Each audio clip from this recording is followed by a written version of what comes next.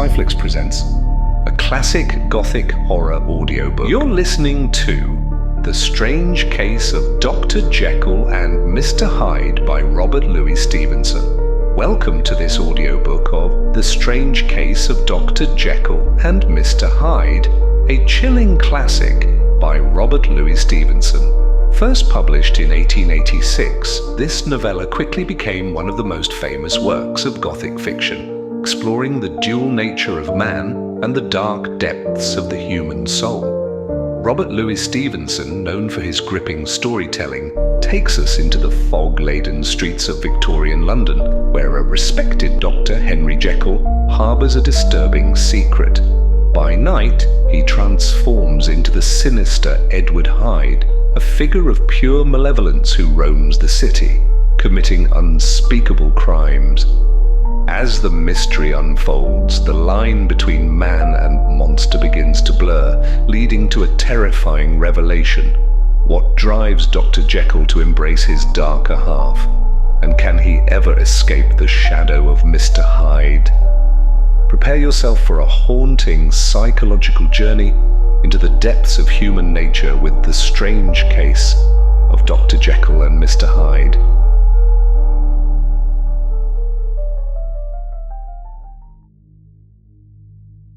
Mr. Utterson the lawyer was a man of a rugged countenance that was never lighted by a smile, cold, scanty and embarrassed in discourse, backward in sentiment, lean, long, dusty, dreary, and yet somehow lovable.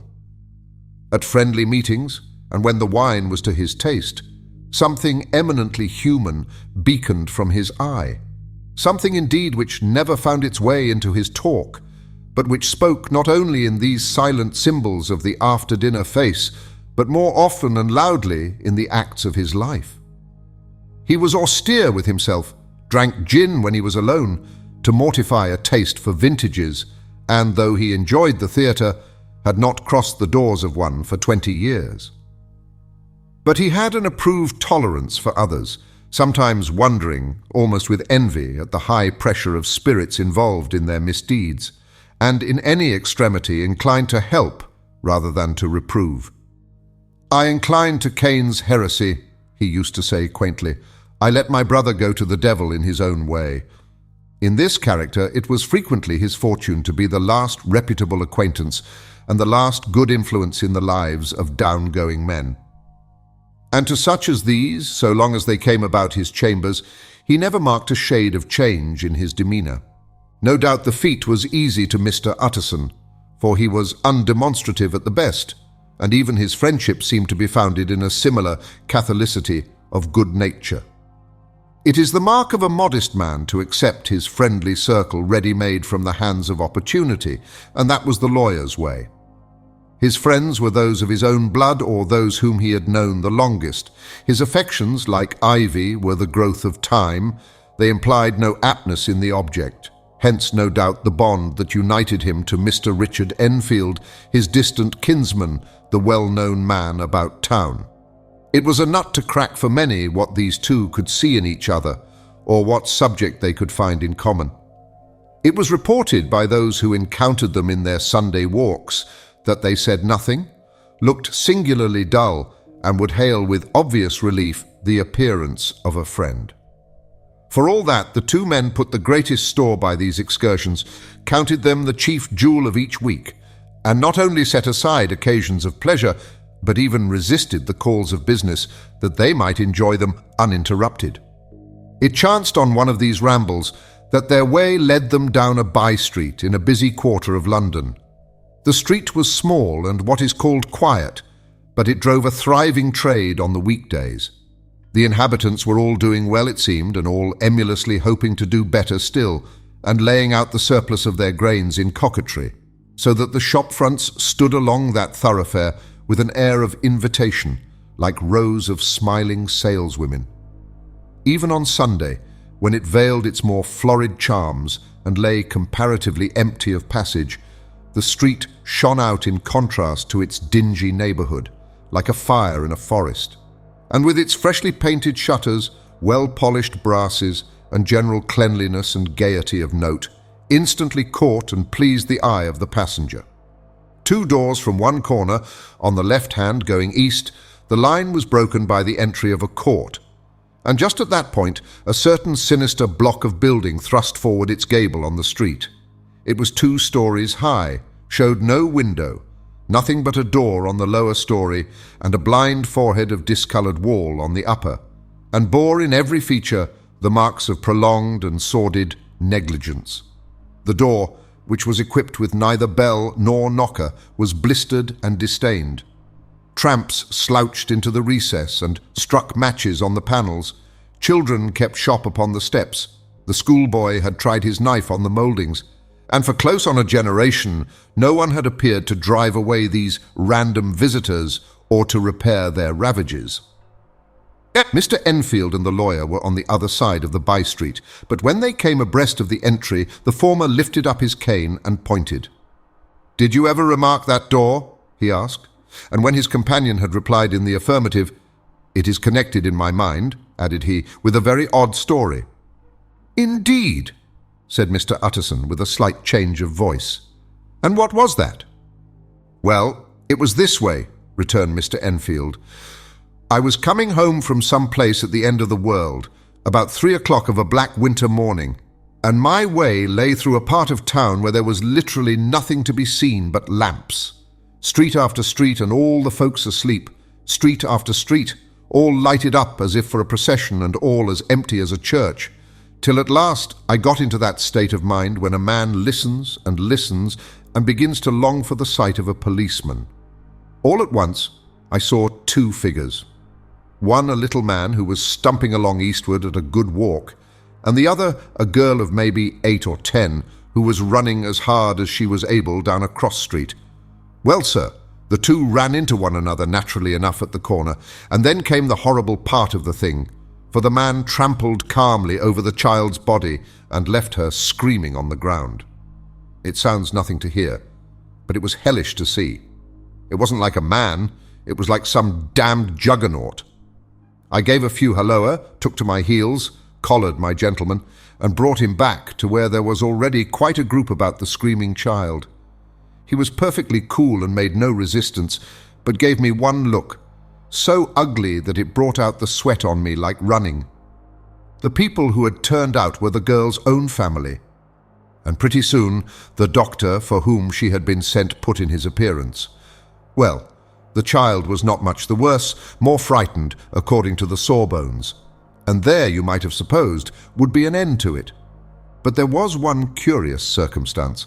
I had taken a loathing to my gentleman at first sight. So had the child's family, which was only natural. But the doctor's case was what struck me.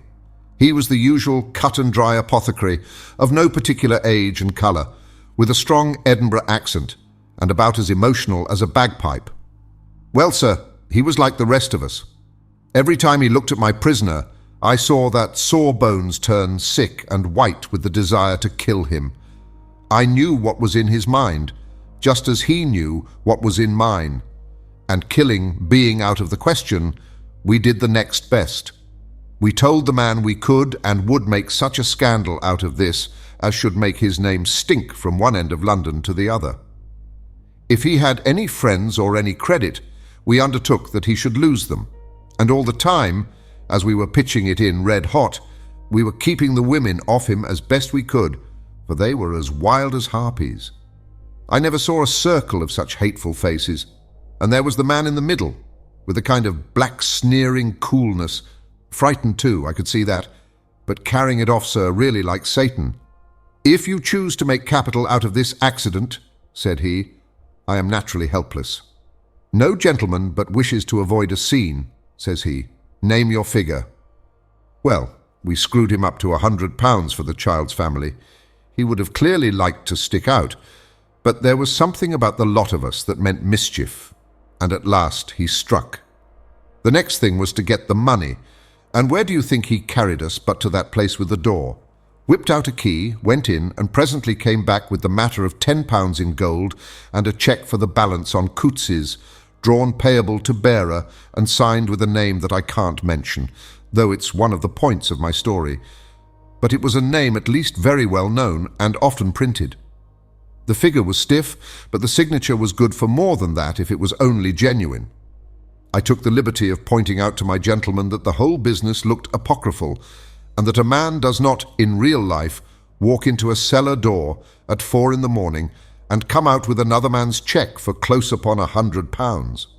But he was quite easy and sneering. "Set your mind at rest," says he. "I will stay with you till the banks open and cash the cheque myself." So we all set off, the doctor and the child's father and our friend and myself, and passed the rest of the night in my chambers, and next day, when we had breakfasted, went in a body to the bank. I gave in the cheque myself, and said I had every reason to believe it was a forgery. Not a bit of it. The cheque was genuine. "Tut, tut," said Mr. Utterson. "I see you feel as I do," said Mr. Enfield. "Yes, it's a bad story, for my man was a fellow that nobody could have to do with, a really damnable man. And the person that drew the cheque is the very pink of the proprieties, celebrated too, and, what makes it worse, one of your fellows who do what they call good.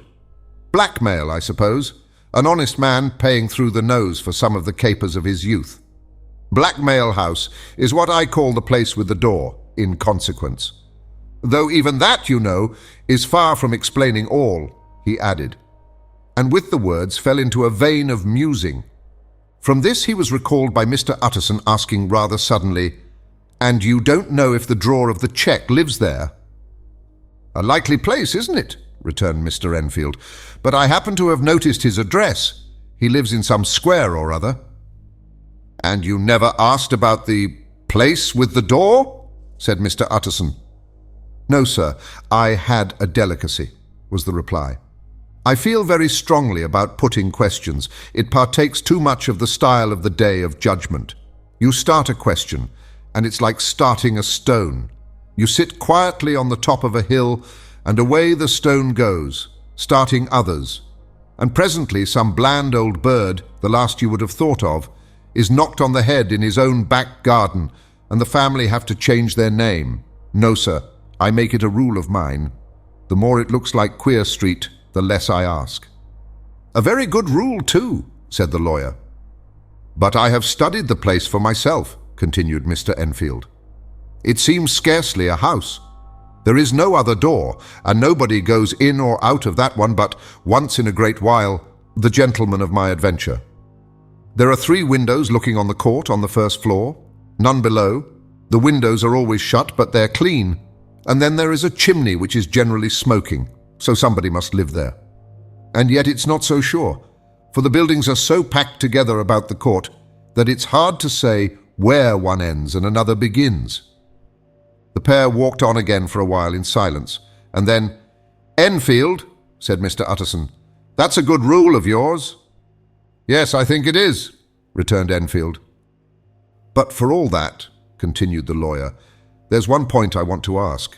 I want to ask the name of that man who walked over the child." "Well," said Mr. Enfield, "I can't see what harm it would do. It was a man of the name of Hyde." Said Mr. Utterson.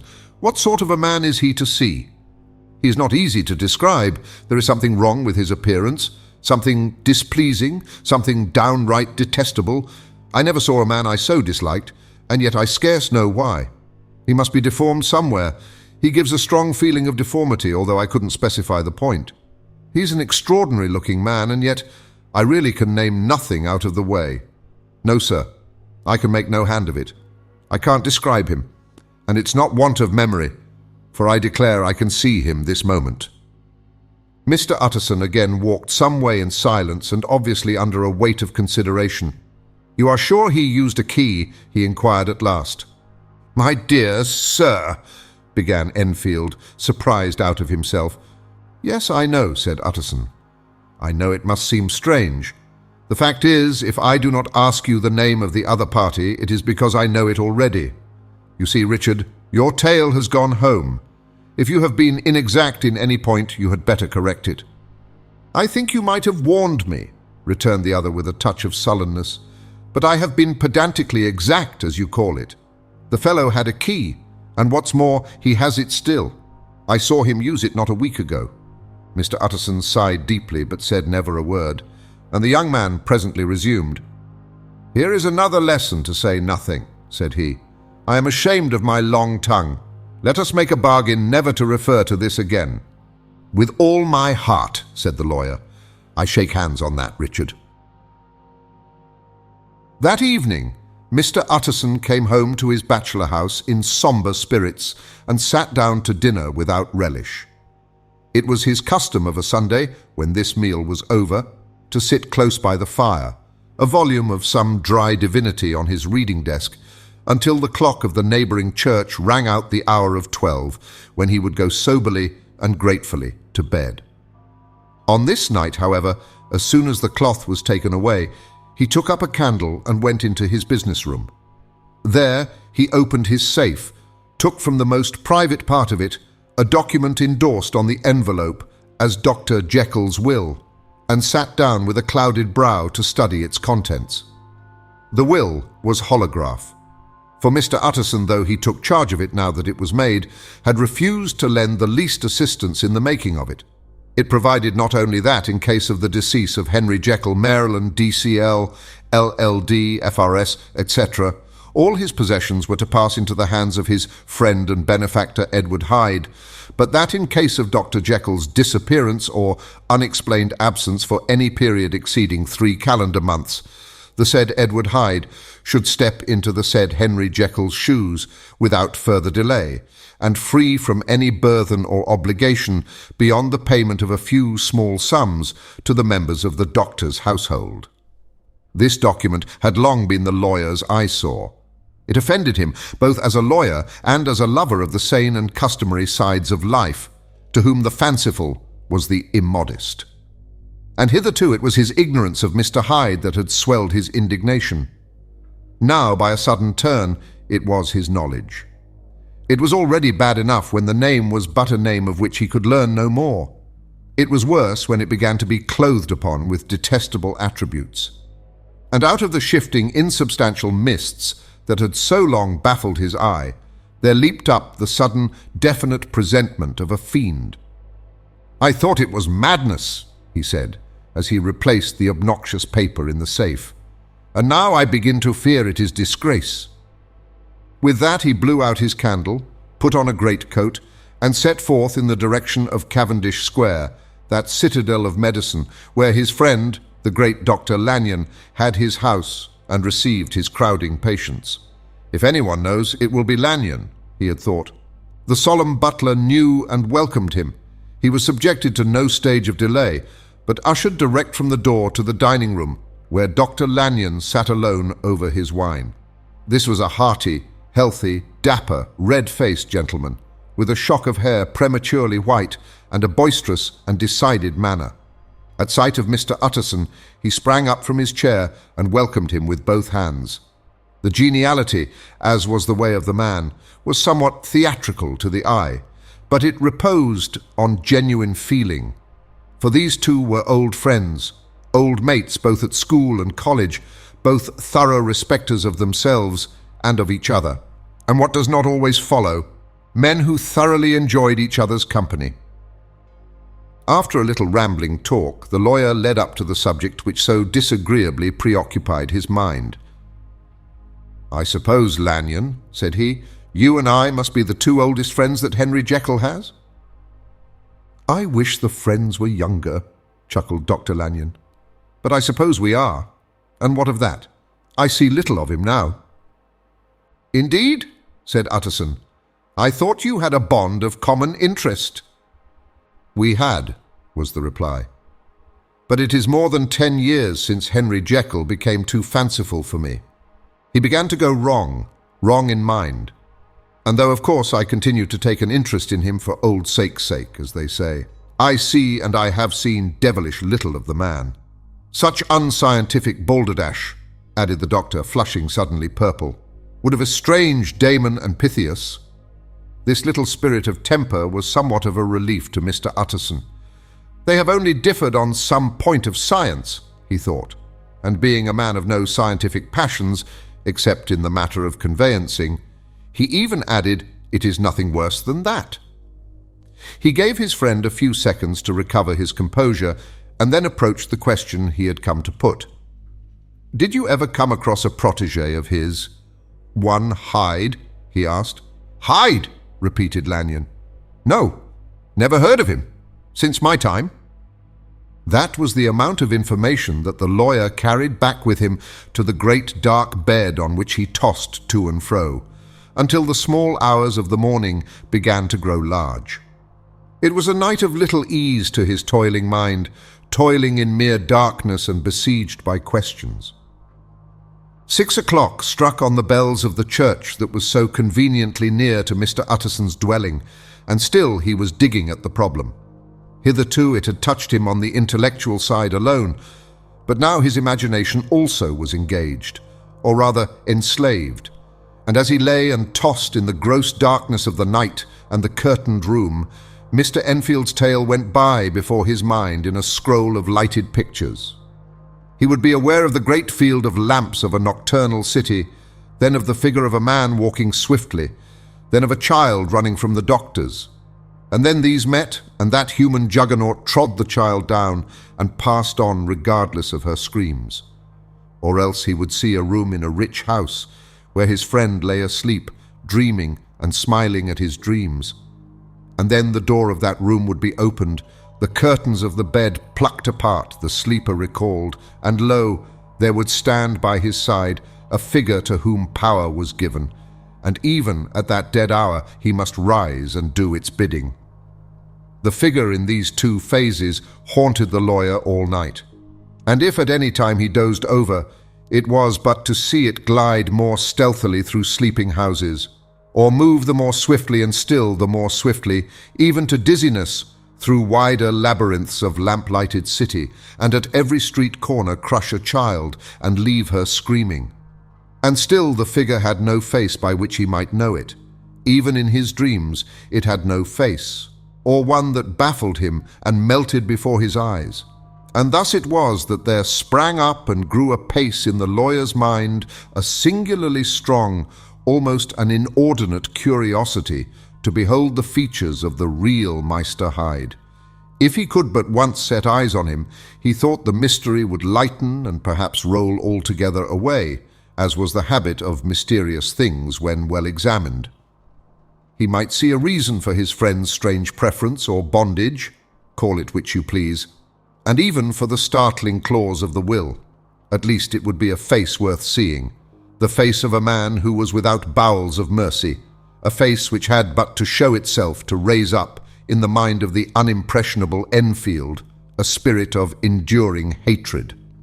From that time forward, Mr. Utterson began to haunt the door in the by-street of shops. In the morning before office hours, at noon when business was plenty and time scarce, at night under the face of the fogged city moon, by all lights and at all hours of solitude or concourse, the lawyer was to be found on his chosen post. If he be Mr. Hyde, he had thought, I shall be Mr. Seek. And at last his patience was rewarded. It was a fine dry night, frost in the air, the streets as clean as a ballroom floor, the lamps unshaken by any wind, drawing a regular pattern of light and shadow. By 10 o'clock, when the shops were closed, the by-street was very solitary, and in spite of the low growl of London from all round, very silent. Small sounds carried far. Domestic sounds out of the houses were clearly audible on either side of the roadway, and the rumour of the approach of any passenger preceded him by a long time. Mr. Utterson had been some minutes at his post when he was aware of an odd light footstep drawing near. In the course of his nightly patrols, he had long grown accustomed to the quaint effect with which the footfalls of a single person, while he is still a great way off, suddenly spring out distinct from the vast hum and clatter of the city. Yet his attention had never before been so sharply and decisively arrested. And it was with a strong, superstitious prevision of success that he withdrew into the entry of the court. The steps drew swiftly nearer and swelled out suddenly louder as they turned the end of the street. The lawyer, looking forth from the entry, could soon see what manner of man he had to deal with. He was small and very plainly dressed, and the look of him, even at that distance, went somehow strongly against the watcher's inclination. But he made straight for the door, crossing the roadway to save time, and as he came, he drew a key from his pocket like one approaching home. Mr. Utterson stepped out and touched him on the shoulder as he passed. "Mr. Hyde, I think." Mr. Hyde shrank back with a hissing intake of the breath, but his fear was only momentary, and though he did not look the lawyer in the face, he answered coolly enough, "That is my name. What do you want?" "I see you are going in," returned the lawyer. "I am an old friend of Dr. Jekyll's, Mr. Utterson of Gaunt Street. You must have heard of my name, and, meeting you so conveniently, I thought you might admit me." "You will not find Dr. Jekyll. He is from home," replied Mr. Hyde, blowing in the key. And then suddenly, but still without looking up, "How did you know me?" he asked. "On your side," said Mr. Utterson. "Will you do me a favour?" "With pleasure," replied the other. "What shall it be?" "Will you let me see your face?" asked the lawyer. Mr. Hyde appeared to hesitate, and then, as if upon some sudden reflection, fronted about with an air of defiance, and the pair stared at each other pretty fixedly for a few seconds. "Now I shall know you again," said Mr. Utterson. "It may be useful." "Yes," returned Mr. Hyde, "it is as well we have met, and apropos, you should have my address." And he gave a number of a street in Soho. "Good God!" thought Mr. Utterson. "Can he, too, have been thinking of the will?" But he kept his feelings to himself and only grunted in acknowledgment of the address. "And now," said the other, "how did you know me?" "By description," was the reply. "Whose description?" "We have common friends," said Mr. Utterson. "Common friends!" echoed Mr. Hyde, a little hoarsely. "Who are they?" "Jekyll, for instance," said the lawyer. "He never told you!" cried Mr. Hyde with a flush of anger. "I did not think you would have lied." "Come," said Mr. Utterson, "that is not fitting language." The other snarled aloud into a savage laugh, and the next moment, with extraordinary quickness, he had unlocked the door and disappeared into the house. The lawyer stood a while when Mr. Hyde had left him, the picture of disquietude. Then he began slowly to mount the street, pausing every step or two and putting his hand to his brow like a man in mental perplexity. The problem he was thus debating as he walked was one of a class that is rarely solved. Mr. Hyde was pale and dwarfish. He gave an impression of deformity without any nameable malformation. He had a displeasing smile. He had borne himself to the lawyer with a sort of murderous mixture of timidity and boldness, and he spoke with a husky, whispering and somewhat broken voice. All these were points against him, but not all of these together could explain the hitherto unknown disgust, loathing and fear with which Mr. Utterson regarded him. "There must be something else," said the perplexed gentleman. "There is something more, if I could find a name for it. God bless me, the man seems hardly human. Something troglodytic, shall we say? Or can it be the old story of Dr. Fell? Or is it the mere radiance of a foul soul that thus transpires through and transfigures its clay continent? The last, I think. For, oh, my poor old Harry Jekyll, if ever I read Satan's signature upon a face, it is on that of your new friend." Round the corner from the by-street there was a square of ancient, handsome houses, now for the most part decayed from their high estate, and let in flats and chambers to all sorts and conditions of men, map engravers, architects, shady lawyers, and the agents of obscure enterprises. One house, however, second from the corner, was still occupied entire, and at the door of this, which wore a great air of wealth and comfort, though it was now plunged in darkness except for the fanlight, Mr. Utterson stopped and knocked. A well-dressed elderly servant opened the door. "Is Dr. Jekyll at home, Poole?" asked the lawyer. "I will see Mr. Utterson," said Poole, admitting the visitor as he spoke into a large, low-roofed, comfortable hall paved with flags, warmed, after the fashion of a country house, by a bright open fire, and furnished with costly cabinets of oak. "Will you wait here by the fire, sir? Or shall I give you a light in the dining-room?" "Here, thank you," said the lawyer, and he drew near and leaned on the tall fender. This hall, in which he was now left alone, was a pet fancy of his friend the doctor's, and Utterson himself was wont to speak of it as the pleasantest room in London. But tonight there was a shudder in his blood. The face of Hyde sat heavy on his memory. He felt, what was rare with him, a nausea and distaste of life, and in the gloom of his spirits he seemed to read a menace in the flickering of the firelight on the polished cabinets and the uneasy starting of the shadow on the roof. He was ashamed of his relief when Poole presently returned to announce that Dr. Jekyll was gone out. "I saw Mr. Hyde go in by the old dissecting room, Poole," he said. "Is that right when Dr. Jekyll is from home?" "Quite right, Mr. Utterson, sir," replied the servant. "Mr. Hyde has a key." "Your master seems to repose a great deal of trust in that young man, Poole," resumed the other musingly. "Yes, sir, he does indeed," said Poole. "We have all orders to obey him." "I do not think I ever met Mr. Hyde?" asked Utterson. "Oh dear, no, sir. He never dines here," replied the butler. "Indeed, we see very little of him on this side of the house. He mostly comes and goes by the laboratory." "Well, good night, Poole." "Good night, Mr. Utterson." And the lawyer set out homeward with a very heavy heart. "Poor Harry Jekyll," he thought. "My mind misgives me he is in deep waters. He was wild when he was young, a long while ago to be sure, but in the law of God there is no statute of limitations. Aye, it must be that. The ghost of some old sin, the cancer of some concealed disgrace, punishment coming, pede claudo, years after memory has forgotten and self-love condoned the fault."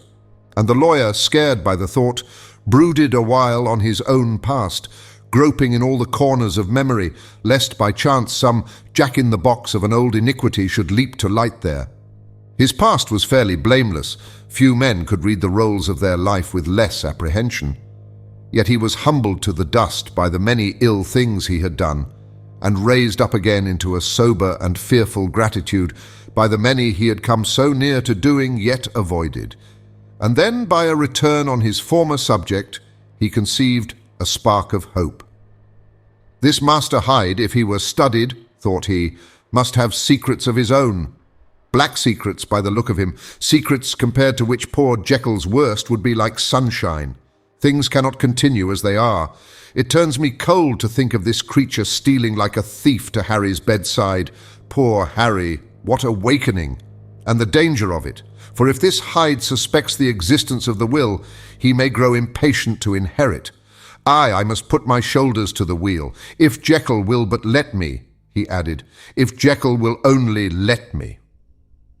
For once more he saw before his mind's eye, as clear as transparency, the strange clauses of the will. A fortnight later, by excellent good fortune, the doctor gave one of his pleasant dinners to some 5 or 6 old cronies, all intelligent, reputable men, and all judges of good wine, and Mr. Utterson so contrived that he remained behind after the others had departed. This was no new arrangement, but a thing that had befallen many scores of times. Where Utterson was liked, he was liked well. Hosts loved to detain the dry lawyer, when the light-hearted and loose-tongued had already their foot on the threshold. They liked to sit a while in his unobtrusive company, practicing for solitude, sobering their minds in the man's rich silence after the expense and strain of gaiety. To this rule, Dr. Jekyll was no exception, and as he now sat on the opposite side of the fire, a large, well-made, smooth-faced man of 50, with something of a slyish cast perhaps, but every mark of capacity and kindness, you could see by his looks that he cherished for Mr. Utterson a sincere and warm affection. "I have been wanting to speak to you, Jekyll," began the latter. "You know that will of yours?" A close observer might have gathered that the topic was distasteful, but the doctor carried it off gaily. "My poor Utterson," said he, "you are unfortunate in such a client. I never saw a man so distressed as you were by my will, unless it were that hide-bound pedant, Lanyon, at what he called my scientific heresies. Oh, I know he's a good fellow. You needn't frown. An excellent fellow, and I always mean to see more of him. But a hide-bound pedant for all that. An ignorant, blatant pedant. I was never more disappointed in any man than Lanyon." "You know I never approved of it," pursued Utterson, ruthlessly disregarding the fresh topic. "My will? Yes, certainly, I know that," said the doctor, a trifle sharply. "You have told me so." "Well, I tell you so again," continued the lawyer. "I have been learning something of young Hyde." The large, handsome face of Dr. Jekyll grew pale to the very lips, and there came a blackness about his eyes. "I do not care to hear more," said he. "This is a matter I thought we had agreed to drop." "What I heard was abominable," said Utterson. "It can make no change. You do not understand my position," returned the doctor, with a certain incoherency of manner. "I am painfully situated, Utterson. My position is a very strange one. It is one of those affairs that cannot be mended by talking." "Jekyll," said Utterson, "you know me. I am a man to be trusted. Make a clean breast of this in confidence, and I make no doubt I can get you out of it." "My good Utterson," said the doctor, "this is very good of you. This is downright good of you, and I cannot find words to thank you in. I believe you fully. I would trust you before any man alive. Aye, before myself, if I could make the choice. But indeed, it isn't what you fancy. It is not as bad as that. And just to put your good heart at rest, I will tell you one thing. The moment I choose, I can be rid of Mr. Hyde. I give you my hand upon that, and I thank you again and again. And I will just add one little word, Utterson, that I'm sure you'll take in good part. This is a private matter, and I beg of you to let it sleep." Utterson reflected a little, looking in the fire. "I have no doubt you are perfectly right," he said at last, getting to his feet. "Well, but since we have touched upon this business, and for the last time I hope," continued the doctor, "there is one point I should like you to understand. I have really a very great interest in poor Hyde. I know you have seen him. He told me so, and I fear he was rude, but I do sincerely take a very great interest in that young man. And if I am taken away, Utterson, I wish you to promise me that you will bear with him and get his rights for him. I think you would, if you knew all, and it would be a weight off my mind if you would promise." "I can't pretend that I shall ever like him," said the lawyer. "I don't ask that," pleaded Jekyll, laying his hand upon the other's arm. "I only ask for justice. I only ask you to help him for my sake, when I am no longer here." Utterson heaved an irrepressible sigh. "Well," said he, "I promise." Nearly a year later, in the month of October 18, London was startled by a crime of singular ferocity and rendered all the more notable by the high position of the victim. The details were few and startling. A maid-servant living alone in a house not far from the river had gone upstairs to bed about 11. Although a fog rolled over the city in the small hours, the early part of the night was cloudless, and the lane, which the maid's window overlooked, was brilliantly lit by the full moon. It seemed she was romantically given, for she sat down upon her box, which stood immediately under the window, and fell into a dream of musing. Never, she used to say with streaming tears when she narrated that experience, never had she felt more at peace with all men, or thought more kindly of the world. And as she so sat, she became aware of an aged, beautiful gentleman with white hair drawing near along the lane, and advancing to meet him, another and very small gentleman, to whom at first she paid less attention. When they had come within speech, which was just under the maid's eyes, the older man bowed and accosted the other with a very pretty manner of politeness. It did not seem as if the subject of his address were of great importance. Indeed, from his pointing, it sometimes appeared as if he were only inquiring his way. But the moon shone on his face as he spoke, and the girl was pleased to watch it. It seemed to breathe such an innocent and old-world kindness of disposition, yet with something high, too, as of a well-founded self-content. Presently her eye wandered to the other, and she was surprised to recognize in him a certain Mr. Hyde, who had once visited her master and for whom she had conceived a dislike. He had in his hand a heavy cane, with which he was trifling. but he answered never a word and seemed to listen with an ill-contained impatience. And then all of a sudden he broke out in a great flame of anger, stamping with his foot, brandishing the cane, and carrying on, as the maid described it, like a madman. The old gentleman took a step back, with the air of one very much surprised and a trifle hurt, and at that Mr. Hyde broke out of all bounds and clubbed him to the earth. And next moment, with ape-like fury, he was trampling his victim underfoot and hailing down a storm of blows, under which the bones were audibly shattered and the body jumped upon the roadway. At the horror of these sights and sounds, the maid fainted. It was 2 o'clock when she came to herself and called for the police. The murderer was gone long ago, but there lay his victim in the middle of the lane, incredibly mangled. The stick with which the deed had been done, although it was of some rare and very tough and heavy wood, had broken in the middle under the stress of this insensate cruelty, and one splintered half had rolled in the neighbouring gutter. The other, without doubt, had been carried away by the murderer. A purse and gold watch were found upon the victim, but no cards or papers except a sealed and stamped envelope, which he had been probably carrying to the post, and which bore the name and address of Mr. Utterson. This was brought to the lawyer the next morning before he was out of bed, and he had no sooner seen it and been told the circumstances than he shot out a solemn lip. "I shall say nothing till I have seen the body," said he. "This may be very serious. Have the kindness to wait while I dress." And with the same grave countenance he hurried through his breakfast and drove to the police station, whither the body had been carried. As soon as he came into the cell, he nodded. "Yes," said he, "I recognize him.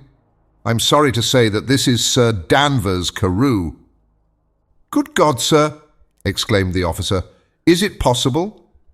And the next moment his eye lighted up with professional ambition. "This will make a deal of noise," he said, "and perhaps you can help us to the man." And he briefly narrated what the maid had seen and showed the broken stick.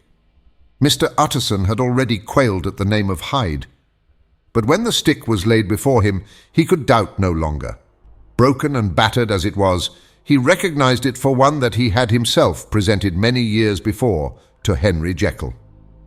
"Is this Mr. Hyde a person of small stature?" he inquired. "Particularly small and particularly wicked-looking is what the maid calls him," said the officer. Mr. Utterson reflected, and then, raising his head, "If you will come with me in my cab," he said, "I think I can take you to his house."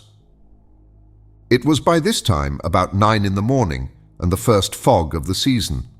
A great chocolate-coloured pall lowered over heaven, but the wind was continually charging and routing these embattled vapours, so that as the cab crawled from street to street, Mr. Utterson beheld a marvellous number of degrees and hues of twilight, for here it would be dark like the back end of evening, and there would be a glow of a rich lurid brown like the light of some strange conflagration.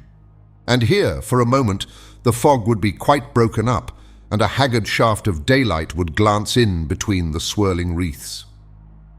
The dismal quarter of Soho seen under these changing glimpses, with its muddy ways and slatternly passengers, and its lamps, which had never been extinguished or had been kindled afresh to combat this mournful re-invasion of darkness, seemed, in the lawyer's eyes, like a district of some city in a nightmare. The thoughts of his mind, besides, were of the gloomiest dye, and when he glanced at the companion of his drive, he was conscious of some touch of that terror of the law and the law's officers, which may at times assail the most honest. As the cab drew up before the address indicated, the fog lifted a little and showed him a dingy street, a gin palace, a low French eating house, a shop for the retail of penny numbers and twopenny salads, many ragged children huddled in the doorways, and many women of many different nationalities passing out, key in hand, to have a morning glass. And the next moment the fog settled down again upon that part, as brown as umber, and cut him off from his blackguardly surroundings. This was the home of Henry Jekyll's favourite, of a man who was heir to 250,000 sterling. An ivory-faced and silvery-haired old woman opened the door. She had an evil face, smoothed by hypocrisy, but her manners were excellent. Yes, she said, this was Mr. Hyde's, but he was not at home.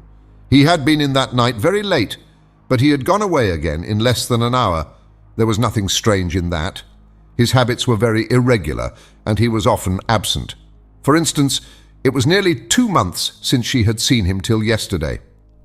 "Very well, then, we wish to see his rooms," said the lawyer, and when the woman began to declare it was impossible, "I had better tell you who this person is," he added. "This is Inspector Newcomen of Scotland Yard." A flash of odious joy appeared upon the woman's face. "Ah," said she, "he is in trouble. What has he done?" Mr. Utterson and the inspector exchanged glances. "He don't seem a very popular character," observed the latter. "And now, my good woman, just let me and this gentleman have a look about us." In the whole extent of the house, which but for the old woman remained otherwise empty, Mr. Hyde had only used a couple of rooms. But these were furnished with luxury and good taste. A closet was filled with wine. The plate was of silver, the napery elegant.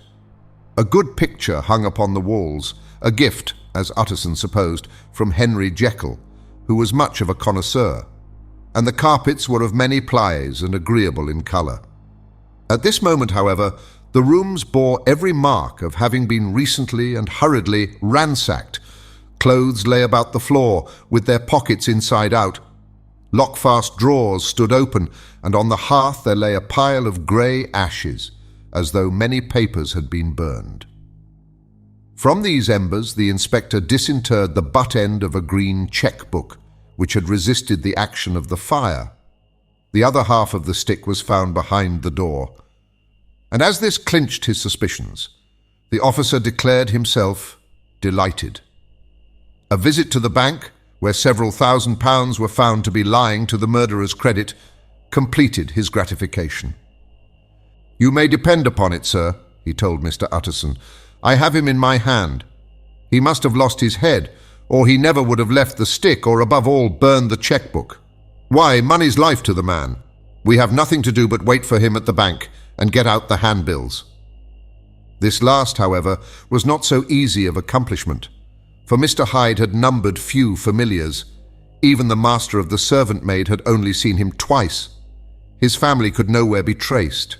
He had never been photographed, and the few who could describe him differed widely, as common observers will. Only on one point were they agreed, and that was the haunting sense of unexpressed deformity with which the fugitive impressed his beholders. It was late in the afternoon when Mr. Utterson found his way to Dr. Jekyll's door, where he was at once admitted by Poole and carried down by the kitchen offices and across a yard which had once been a garden to the building which was indifferently known as the laboratory or dissecting rooms. The doctor had bought the house from the heirs of a celebrated surgeon, and his own tastes being rather chemical than anatomical, had changed the destination of the block at the bottom of the garden. It was the first time that the lawyer had been received in that part of his friend's quarters, and he eyed the dingy, windowless structure with curiosity, and gazed round with a distasteful sense of strangeness as he crossed the theatre, once crowded with eager students and now lying gaunt and silent, the tables laden with chemical apparatus, the floor strewn with crates and littered with packing straw, and the light falling dimly through the foggy cupola. At the further end, a flight of stairs mounted to a door covered with red baize, and through this Mr. Utterson was at last received into the doctor's cabinet. It was a large room fitted round with glass presses, furnished among other things with a cheval glass and a business table, and looking out upon the court by 3 dusty windows barred with iron. The fire burned in the grate, a lamp was set lighted on the chimney shelf, for even in the houses the fog began to lie thickly, and there, close up to the warmth, sat Dr. Jekyll, looking deathly sick. He did not rise to meet his visitor, but held out a cold hand and bade him welcome in a changed voice. "And now," said Mr. Utterson, as soon as Poole had left them, "you have heard the news?" The doctor shuddered. "They were crying it in the square," he said. "I heard them in my dining room." "One word," said the lawyer. "Carew was my client." But so are you, and I want to know what I am doing. You have not been mad enough to hide this fellow?" "Utterson, I swear to God," cried the doctor. "I swear to God I will never set eyes on him again. I bind my honor to you that I am done with him in this world. It is all at an end. And indeed he does not want my help. You do not know him as I do. He is safe. He is quite safe. Mark my words, he will never more be heard of." The lawyer listened gloomily. He did not like his friend's feverish manner. "You seem pretty sure of him," said he, "and for your sake I hope you may be right. If it came to a trial, your name might appear." "I'm quite sure of him," replied Jekyll. "I have grounds for certainty that I cannot share with anyone. But there is one thing on which you may advise me. I have received a letter, and I am at a loss whether I should show it to the police. I should like to leave it in your hands, Utterson. You would judge wisely, I am sure. I have so great a trust in you." "You fear, I suppose, that it might lead to his detection?" asked the lawyer. "No," said the other. "I cannot say that I care what becomes of Hyde. I am quite done with him. I was thinking of my own character, which this hateful business has rather exposed." Utterson ruminated a while. He was surprised at his friend's selfishness, and yet relieved by it. "Well," said he at last, "let me see the letter." The letter was written in an odd, upright hand and signed Edward Hyde, and it signified briefly enough that the writer's benefactor, Dr. Jekyll, whom he had long so unworthily repaid for 1,000 generosities, need labour under no alarm for his safety, as he had means of escape on which he placed a sure dependence. The lawyer liked this letter well enough. It put a better colour on the intimacy than he had looked for, and he blamed himself for some of his past suspicions. "Have you the envelope?" he asked. "I burned it," replied Jekyll, "before I thought what I was about, but it bore no postmark. The note was handed in." "Shall I keep this and sleep upon it?" asked Utterson. "I wish you to judge for me entirely," was the reply. "I have lost confidence in myself." "Well, I shall consider," returned the lawyer. "And now one word more. It was Hyde who dictated the terms in your will about that disappearance?" The doctor seemed seized with a qualm of faintness. He shut his mouth tight and nodded. "I knew it," said Utterson. "He meant to murder you. You had a fine escape." "I have had what is far more to the purpose," returned the doctor solemnly. "I have had a lesson. Oh God, Utterson, what a lesson I have had!" And he covered his face for a moment with his hands. On his way out, the lawyer stopped and had a word or two with Poole. "By the by," said he, "there was a letter handed in today. What was the messenger like?" But Poole was positive nothing had come except by post, and only circulars by that, he added. This news sent off the visitor with his fears renewed. Plainly the letter had come by the laboratory door. Possibly, indeed, it had been written in the cabinet, and if that were so, it must be differently judged and handled with the more caution. The newsboys, as he went, were crying themselves hoarse along the footways. "Special edition! Shocking murder of an MP!" That was the funeral oration of one friend and client, and he could not help a certain apprehension lest the good name of another should be sucked down in the eddy of the scandal. It was, at least, a ticklish decision that he had to make, and self-reliant as he was by habit, he began to cherish a longing for advice. It was not to be had directly, but perhaps, he thought, it might be fished for. Presently after, he sat on one side of his own hearth, with Mr. Guest, his head clerk, upon the other, and midway between, at a nicely calculated distance from the fire, a bottle of a particular old wine that had long dwelt unsunned in the foundations of his house. The fog still slept on the wing above the drowned city, where the lamps glimmered like carbuncles, and through the muffle and smother of these fallen clouds, the procession of the town's life was still rolling in through the great arteries with a sound as of a mighty wind. But the room was gay with firelight. In the bottle the acids were long ago resolved. The imperial dye had softened with time, as the colour grows richer in stained windows. And the glow of hot autumn afternoons on hillside vineyards was ready to be set free and to disperse the fogs of London. Insensibly, the lawyer melted. There was no man from whom he kept fewer secrets than Mr. Guest, and he was not always sure that he kept as many as he meant. Guest had often been on business to the doctors. He knew Poole. He could scarce have failed to hear of Mr. Hyde's familiarity about the house. He might draw conclusions. Was it not as well, then, that he should see a letter which put that mystery to right? And above all, since Guest, being a great student and critic of handwriting, would consider the step natural and obliging. The clerk, besides, was a man of counsel. He could scarce read so strange a document without dropping a remark, and by that remark Mr. Utterson might shape his future course. "This is a sad business about Sir Danvers," he said. "Yes, sir, indeed. It has elicited a great deal of public feeling," returned Guest. "The man, of course, was mad." "I should like to hear your views on that," replied Utterson. "I have a document here in his handwriting. It is between ourselves, for I scarce know what to do about it. It is an ugly business at the best. But there it is, quite in your way, a murderer's autograph." Guest's eyes brightened, and he sat down at once and studied it with passion. "No, sir," he said, "not mad, but it is an odd hand." "And by all accounts, a very odd writer," added the lawyer. Just then the servant entered with a note. "Is that from Dr. Jekyll, sir?" inquired the clerk. "I thought I knew the writing. Anything private, Mr. Utterson?" "Only an invitation to dinner. Why? Do you want to see it?" "One moment.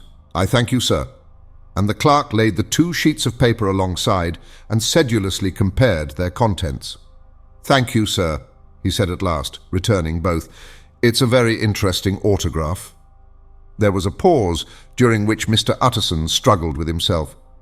"Why did you compare them, Guest?" he inquired suddenly.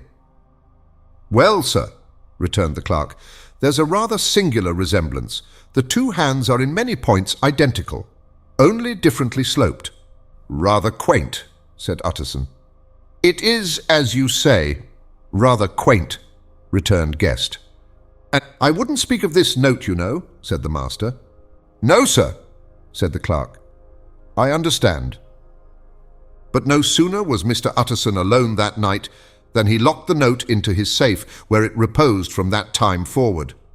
"What?" he thought. "Henry Jekyll forged for a murderer!"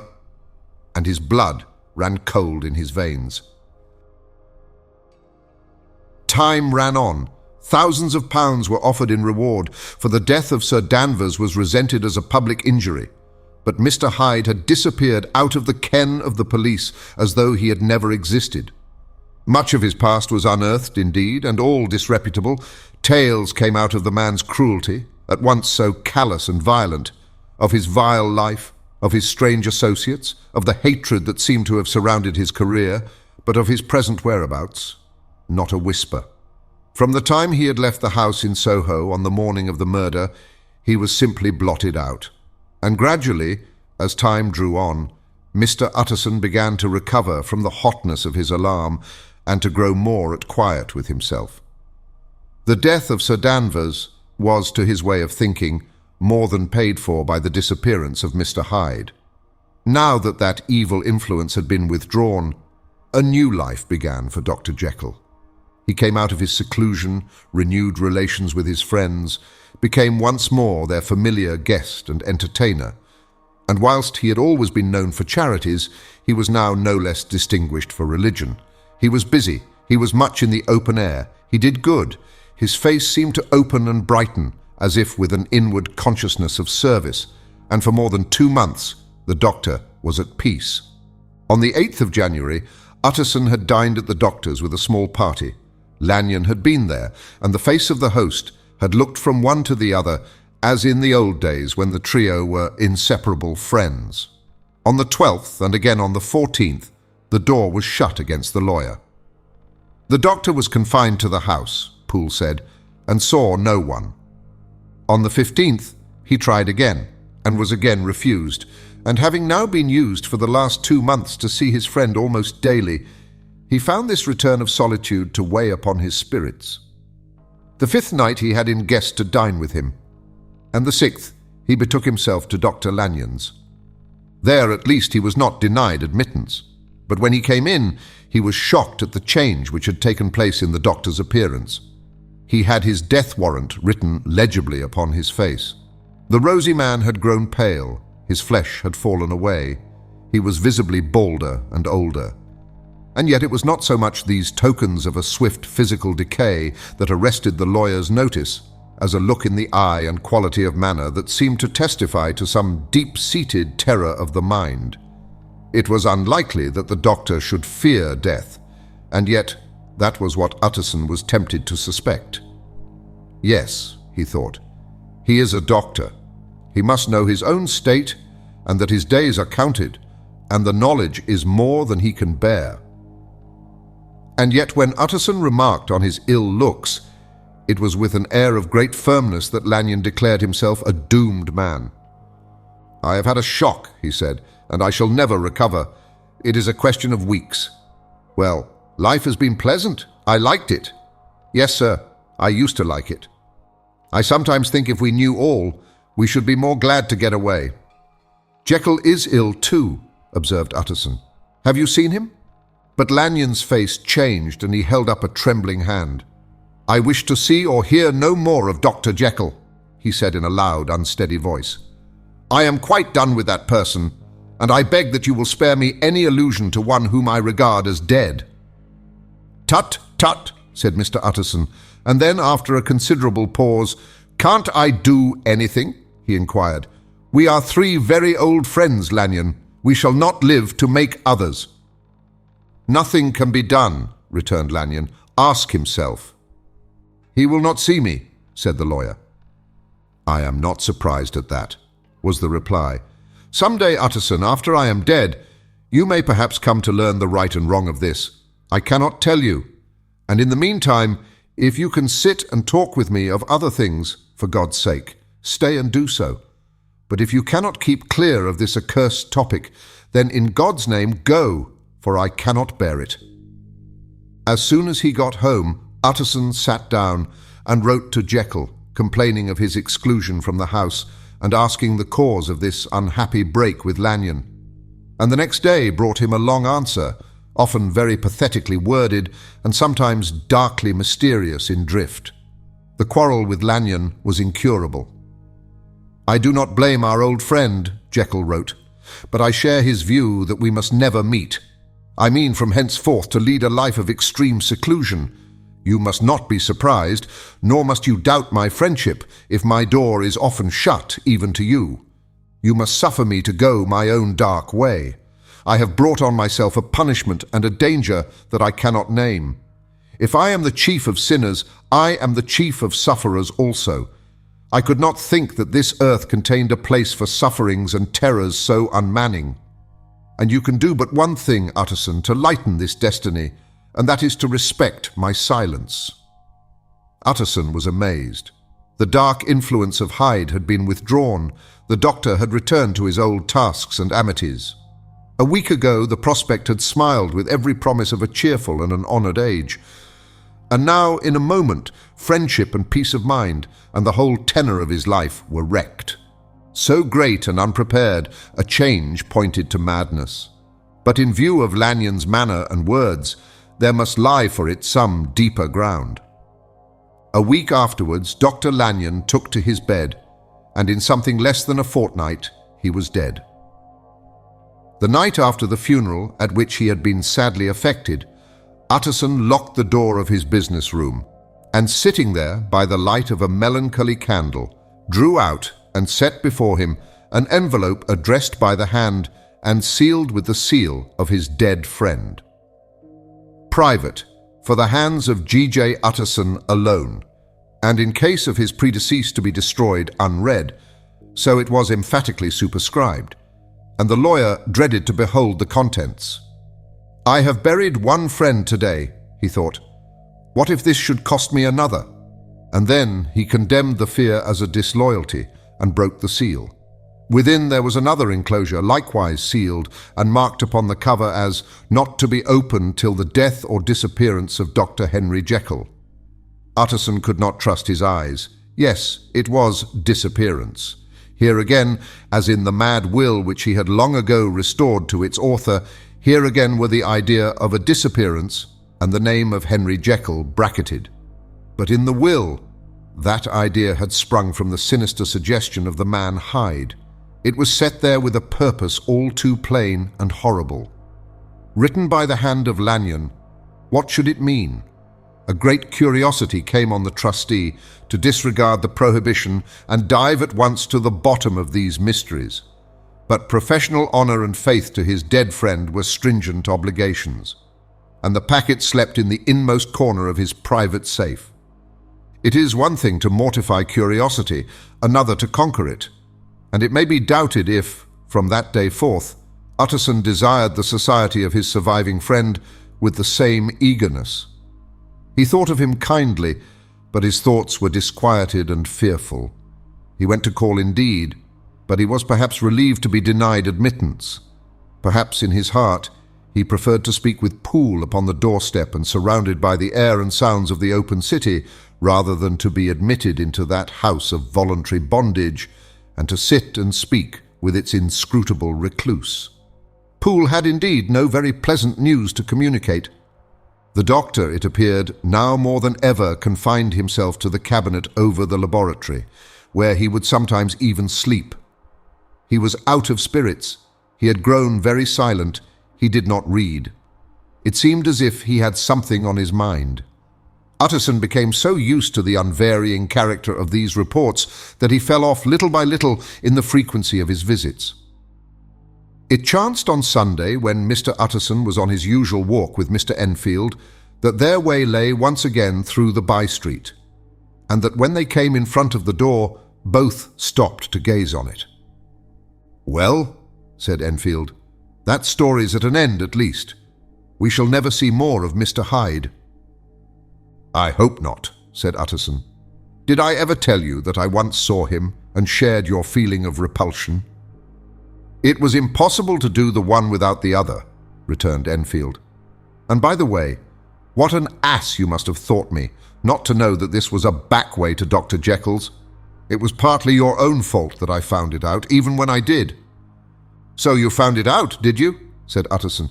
"But if that be so, we may step into the court and take a look at the windows. To tell you the truth, I'm uneasy about poor Jekyll, and even outside, I feel as if the presence of a friend might do him good." The court was very cool and a little damp and full of premature twilight, although the sky, high up overhead, was still bright with sunset. The middle one of the three windows was halfway open, and sitting close beside it, taking the air with an infinite sadness of mien, like some disconsolate prisoner, Utterson saw Dr. Jekyll. "What? Jekyll!" he cried. "I trust you are better." "I am very low, Utterson," replied the doctor drearily. "Very low. It will not last long, thank God." "You stay too much indoors," said the lawyer. "You should be out, whipping up the circulation like Mr. Enfield and me. This is my cousin, Mr. Enfield, Dr. Jekyll. Come now, get your hat and take a quick turn with us." "You are very good," sighed the other. "I should like to very much. But no, it is quite impossible. I dare not. But indeed, Utterson, I am very glad to see you. This is really a great pleasure. I would ask you and Mr. Enfield up, but the place is really not fit." "Why then," said the lawyer good-naturedly, "the best thing we can do is to stay down here and speak with you from where we are." "That is just what I was about to venture to propose," returned the doctor with a smile. But the words were hardly uttered before the smile was struck out of his face and succeeded by an expression of such abject terror and despair as froze the very blood of the two gentlemen below.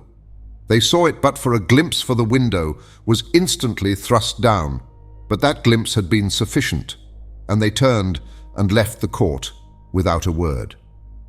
In silence, too, they traversed the by-street, and it was not until they had come into a neighbouring thoroughfare, where even upon a Sunday there were still some stirrings of life, that Mr. Utterson at last turned and looked at his companion. They were both pale, and there was an answering horror in their eyes. God forgive us, said Mr. Utterson. But Mr. Enfield only nodded his head very seriously and walked on once more in silence. Mr. Utterson was sitting by his fireside one evening after dinner when he was surprised to receive a visit from Poole. "Bless me, Poole, what brings you here?" he cried, and then, taking a second look at him, "What ails you?" he added. "Is the doctor ill?" "Mr. Utterson," said the man, "there is something wrong." "Take a seat, and here is a glass of wine for you," said the lawyer. "Now take your time, and tell me plainly what you want." "You know the doctor's ways, sir," replied Poole, "and how he shuts himself up. Well, he's shut up again in the cabinet, and I don't like it, sir. I wish I may die if I like it. Mr. Utterson, sir, I'm afraid." "Now, my good man," said the lawyer, "be explicit. What are you afraid of?" "I've been afraid for about a week," returned Poole, doggedly disregarding the question, "and I can bear it no more." The man's appearance amply bore out his words. His manner was altered for the worse, and except for the moment when he had first announced his terror, he had not once looked the lawyer in the face. Even now he sat with the glass of wine untasted on his knee, and his eyes directed to a corner of the floor. "I can bear it no more," he repeated. "Come," said the lawyer. "I see you have some good reason, Poole. I see there is something seriously amiss. Try to tell me what it is." "I think there's been foul play," said Poole hoarsely. "Foul play!" cried the lawyer, a good deal frightened and rather inclined to be irritated in consequence.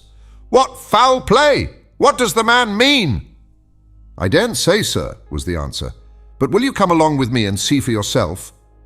Mr. Utterson's only answer was to rise and get his hat and greatcoat, but he observed with wonder the greatness of the relief that appeared upon the butler's face, and perhaps with no less that the wine was still untasted when he set it down to follow. It was a wild, cold, seasonable night of March, with a pale moon lying on her back as though the wind had tilted her and flying wrack of the most diaphanous and lawny texture. The wind made talking difficult, and flecked the blood into the face. It seemed to have swept the streets unusually bare of passengers besides, for Mr. Utterson thought he had never seen that part of London so deserted. He could have wished it otherwise. Never in his life had he been conscious of so sharp a wish to see and touch his fellow creatures. For struggle as he might, there was borne in upon his mind a crushing anticipation of calamity. The square, when they got there, was full of wind and dust, and the thin trees in the garden were lashing themselves along the railing. Poole, who had kept all the way a pace or two ahead, now pulled up in the middle of the pavement, and in spite of the biting weather, took off his hat and mopped his brow with a red pocket handkerchief. But for all the hurry of his coming, these were not the dews of exertion that he wiped away, but the moisture of some strangling anguish, for his face was white and his voice, when he spoke, harsh and broken. "Well, sir," he said, "here we are, and God grant there be nothing wrong." "Amen, Poole," said the lawyer. Thereupon the servant knocked in a very guarded manner. The door was opened on the chain, and a voice asked from within, "Is that you, Poole?" "It's all right," said Poole. "Open the door." The hall, when they entered it, was brightly lighted up. The fire was built high, and about the hearth the whole of the servants, men and women, stood huddled together like a flock of sheep. At the sight of Mr. Utterson, the housemaid broke into hysterical whimpering, and the cook, crying out, "Bless God, it's Mr. Utterson!" ran forward as if to take him in her arms. What, are you all here?" said the lawyer peevishly. "Very irregular, very unseemly. Your master would be far from pleased." "They're all afraid," said Poole. Blank silence followed, no one protesting. Only the maid lifted her voice and now wept loudly. "Hold your tongue," Poole said to her, with a ferocity of accent that testified to his own jangled nerves, and indeed, when the girl had so suddenly raised the note of her lamentation, they had all started and turned towards the inner door with faces of dreadful expectation. "And now," continued the butler, addressing the knife boy, "reach me a candle, and we'll get this through hands at once." And then he begged Mr. Utterson to follow him, and led the way to the back garden. "Now, sir," said he, You come as gently as you can. I want you to hear, and I don't want you to be heard.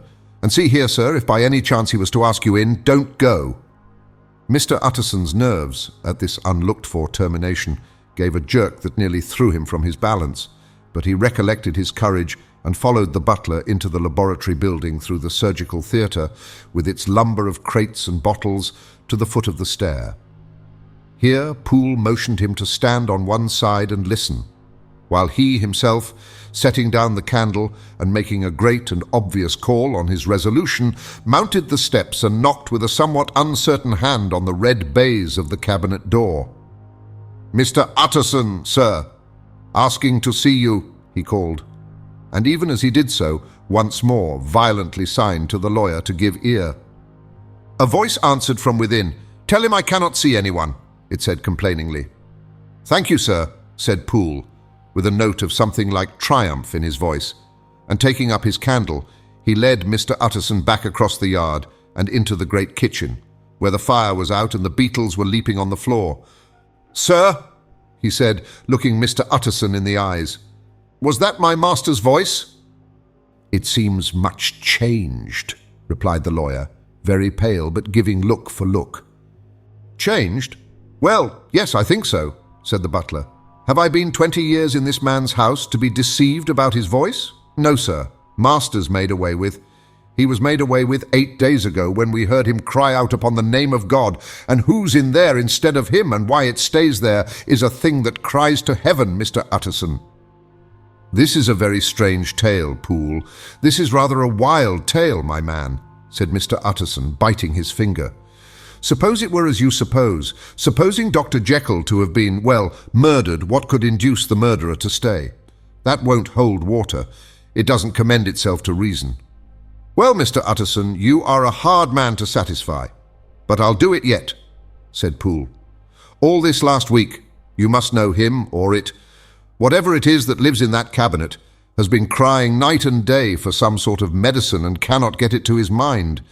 It was sometimes his way, the master's that is, to write his orders on a sheet of paper and throw it on the stair. We've had nothing else this week back, nothing but papers and a closed door and the very meals left there to be smuggled in when nobody was looking. Well, sir, every day, aye, and twice and thrice in the same day, there have been orders and complaints, and I have been sent flying to all the wholesale chemists in town. Every time I brought the stuff back, there would be another paper telling me to return it, because it was not pure, and another order to a different firm. This drug is wanted bitter bad, sir, whatever for." "Have you any of these papers?" asked Mr. Utterson. Poole felt in his pocket and handed out a crumpled note, which the lawyer, bending nearer to the candle, carefully examined. Its contents ran thus. "Dr. Jekyll presents his compliments to Messrs. Moore. He assures them that their last sample is impure and quite useless for his present purpose. In the year 18, Dr. J purchased a somewhat large quantity from Messrs. M. He now begs them to search with most sedulous care, and should any of the same quality be left, forward it to him at once. Expense is no consideration. The importance of this to Dr. J can hardly be exaggerated." So far the letter had run composedly enough, but here, with a sudden splutter of the pen, the writer's emotion had broken loose. "For God's sake," he added, "find me some of the old—" "This is a strange note," said Mr. Utterson, and then, sharply, "How do you come to have it open?" "The man at Moore's was main angry, sir, and he threw it back to me like so much dirt," returned Poole. "This is unquestionably the doctor's hand, do you know?" resumed the lawyer. "I thought it looked like it," said the servant, rather sulkily, and then, with another voice, "But what matters hand of right?" he said. "I've seen him." "Seen him?" repeated Mr. Utterson. "Well?" "That's it," said Poole. "It was this way. I came suddenly into the theatre from the garden. It seems he had slipped out to look for this drug or whatever it is, for the cabinet door was open, and there he was at the far end of the room, digging among the crates. He looked up when I came in, gave a kind of cry, and whipped upstairs into the cabinet. It was but for 1 minute that I saw him, but the hair stood upon my head like quills. "Sir, if that was my master, why had he a mask upon his face? If it was my master, why did he cry out like a rat and run from me? I have served him long enough." And then the man paused and passed his hand over his face. "These are all very strange circumstances," said Mr. Utterson, "but I think I begin to see daylight. Your master Poole is plainly seized with one of those maladies that both torture and deform the sufferer, hence, for aught I know, the alteration of his voice, hence the mask and the avoidance of his friends, hence his eagerness to find this drug by means of which the poor soul retains some hope of ultimate recovery. God grant that he be not deceived. There is my explanation. It is sad enough, Poole, aye, and appalling to consider, but it is plain and natural, hangs well together, and delivers us from all exorbitant alarms." "Sir," said the butler, turning to a sort of mottled pallor, "that thing was not my master, and there's the truth. My master," here he looked round him and began to whisper, "is a tall, fine build of a man, and this was more of a dwarf." Utterson attempted to protest. "Oh, sir," cried Poole, "do you think I do not know my master after 20 years? Do you think I do not know where his head comes to in the cabinet door, where I saw him every morning of my life? No, sir, that thing in the mask was never Dr. Jekyll. God knows what it was, but it was never Dr. Jekyll, and it is the belief of my heart that there was murder done." "Poole," replied the lawyer, "if you say that, it will become my duty to make certain, much as I desire to spare your master's feelings, much as I am puzzled by this note which seems to prove him to be still alive, I shall consider it my duty to break in that door." "Ah, Mr. Utterson, that's talking," cried the butler. "And now comes the second question," resumed Utterson. "Who is going to do it?" "Why, you and me, sir," was the undaunted reply. "That's very well said," returned the lawyer, "and whatever comes of it, I shall make it my business to see you are no loser." "There is an axe in the theatre," continued Poole, "and you might take the kitchen poker for yourself." The lawyer took that rude but weighty instrument into his hand and balanced it. "Do you know, Poole," he said, looking up, "that you and I are about to place ourselves in a position of some peril?" "You may say so, sir, indeed," returned the butler. "It is well, then, that we should be frank," said the other. "We both think more than we have said. Let us make a clean breast. This masked figure that you saw, did you recognize it?" "Well, sir, it went so quick, and the creature was so doubled up that I could hardly swear to that," was the answer. "But if you mean, was it Mr. Hyde? Why, yes, I think it was. You see, it was much of the same bigness, and it had the same quick, light way with it. And then who else could have got in by the laboratory door? You have not forgot, sir, that at the time of the murder he had still the key with him. But that's not all. I don't know, Mr. Utterson, if you ever met this Mr. Hyde." "Yes," said the lawyer, "I once spoke with him." "Then you must know as well as the rest of us that there was something queer about that gentleman, something that gave a man a turn. I don't know rightly how to say it, sir, beyond this, that you felt in your marrow kind of cold and thin." "I own I felt something of what you describe," said Mr. Utterson. "Quite so, sir," returned Poole. "Well, when that masked thing like a monkey jumped from among the chemicals and whipped into the cabinet, it went down my spine like ice. Oh, I know it's not evidence, Mr. Utterson. I'm book-learned enough for that. But a man has his feelings, and I give you my Bible word. It was Mr. Hyde." "Aye, aye," said the lawyer. "My fears incline to the same point. Evil, I fear, founded, evil was sure to come of that connection. I believe you. I believe poor Harry is killed, and I believe his murderer, for what purpose God alone can tell, is still lurking in his victim's room. Well, let our name be vengeance. Call Bradshaw." The footman came at the summons, very white and nervous. "Pull yourself together, Bradshaw," said the lawyer. "This suspense, I know, is telling upon all of you, but it is now our intention to make an end of it. Poole here and I are going to force our way into the cabinet. If all is well, my shoulders are broad enough to bear the blame. Meanwhile, lest anything should really be amiss, or any malefactor seek to escape by the back, you and the boy must go round the corner with a pair of good sticks and take your post at the laboratory door. We give you 10 minutes to get to your stations."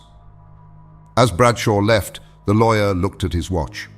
"And now, Poole, let us get to ours," he said, and taking the poker under his arm, led the way into the yard. The scud had banked over the moon, and it was now quite dark. The wind, which only broke in puffs and draughts into that deep well of building, tossed the light of the candle to and fro about their steps, until they came into the shelter of the theatre, where they sat down silently to wait. London hummed solemnly all around, but nearer at hand the stillness was only broken by the sounds of a footfall moving to and fro along the cabinet floor. "So it will walk all day, sir," whispered Poole. "Aye, and the better part of the night. Only when a new sample comes from the chemist, there's a bit of a break. Ah, it's an ill conscience that's such an enemy to rest. Ah, sir, there's blood foully shed in every step of it. But hark again, a little closer. Put your heart in your ears, Mr. Utterson, and tell me, is that the doctor's foot?" The steps fell lightly and oddly, with a certain swing, for all they went so slowly. It was different indeed from the heavy, creaking tread of Henry Jekyll. Utterson sighed. "Is there never anything else?" he asked. Poole nodded. "Once," he said. "Once I heard it weeping." "Weeping? How that?" said the lawyer, conscious of a sudden chill of horror. "Weeping like a woman or a lost soul," said the butler. "I came away with that upon my heart, that I could have wept too." But now the 10 minutes drew to an end. Poole disinterred the axe from under a stack of packing straw. The candle was set upon the nearest table to light them to the attack, and they drew near with bated breath to where that patient foot was still going up and down, in the quiet of the night. "Jekyll!" cried Utterson with a loud voice. "I demand to see you." He paused a moment, but there came no reply. "I give you fair warning. Our suspicions are aroused, and I must and shall see you," he resumed. "If not by fair means, then by foul. If not of your consent, then by brute force." "Utterson," said the voice, "for God's sake, have mercy." "Ah, that's not Jekyll's voice, it's Hyde's," cried Utterson. "Down with the door, Poole." Poole swung the axe over his shoulder. The blow shook the building, and the red baize door leaped against the lock and hinges.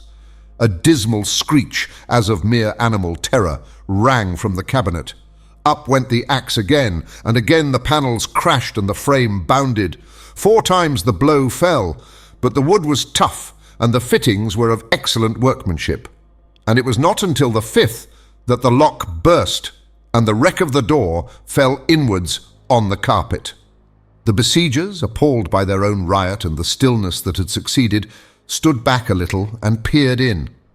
There lay the cabinet before their eyes in the quiet lamplight, a good fire glowing and chattering on the hearth, the kettle singing its thin strain, a drawer or two open, papers neatly set forth on the business table, and nearer the fire the things laid out for tea. The quietest room, you would have said, and, but for the glazed presses full of chemicals, the most commonplace that night in London. Right in the middle there lay the body of a man sorely contorted and still twitching. They drew near on tiptoe, turned it on its back, and beheld the face of Edward Hyde. He was dressed in clothes far too large for him, clothes of the doctor's bigness. The cords of his face still moved with a semblance of life, but life was quite gone. And by the crushed file in the hand and the strong smell of kernels that hung upon the air, Utterson knew that he was looking on the body of a self-destroyer. "We have come too late," he said sternly, "whether to save or punish. Hyde is gone to his account, and it only remains for us to find the body of your master." The far greater proportion of the building was occupied by the theatre, which filled almost the whole ground story and was lighted from above, and by the cabinet, which formed an upper story at one end and looked upon the court. A corridor joined the theatre to the door on the by-street, and with this the cabinet communicated separately by a second flight of stairs. There were besides a few dark closets and a spacious cellar. All these they now thoroughly examined. Each closet needed but a glance, for all were empty, and all, by the dust that fell from their doors, had stood long unopened. The cellar indeed was filled with crazy lumber, mostly dating from the times of the surgeon who was Jekyll's predecessor. But even as they opened the door, they were advertised of the uselessness of further search by the fall of a perfect mat of cobweb, which had for years sealed up the entrance. Nowhere was there any trace of Henry Jekyll, dead or alive. Poole stamped on the flags of the corridor. "He must be buried here," he said, hearkening to the sound. "Or he may have fled," said Utterson, and he turned to examine the door in the by-street. It was locked, and lying nearby on the flags, they found the key, already stained with rust. "This does not look like use," observed the lawyer. "Use!"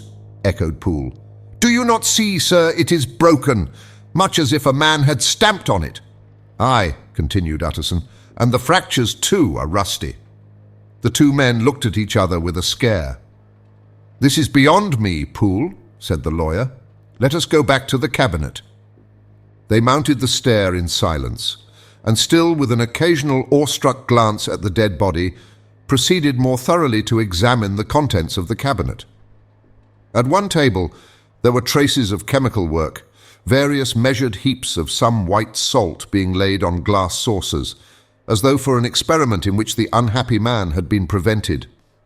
"That is the same drug that I was always bringing him," said Poole, and even as he spoke, the kettle with a startling noise boiled over. This brought them to the fireside, where the easy chair was drawn cosily up, and the tea-things stood ready to the sitter's elbow, the very sugar in the cup. There were several books on a shelf.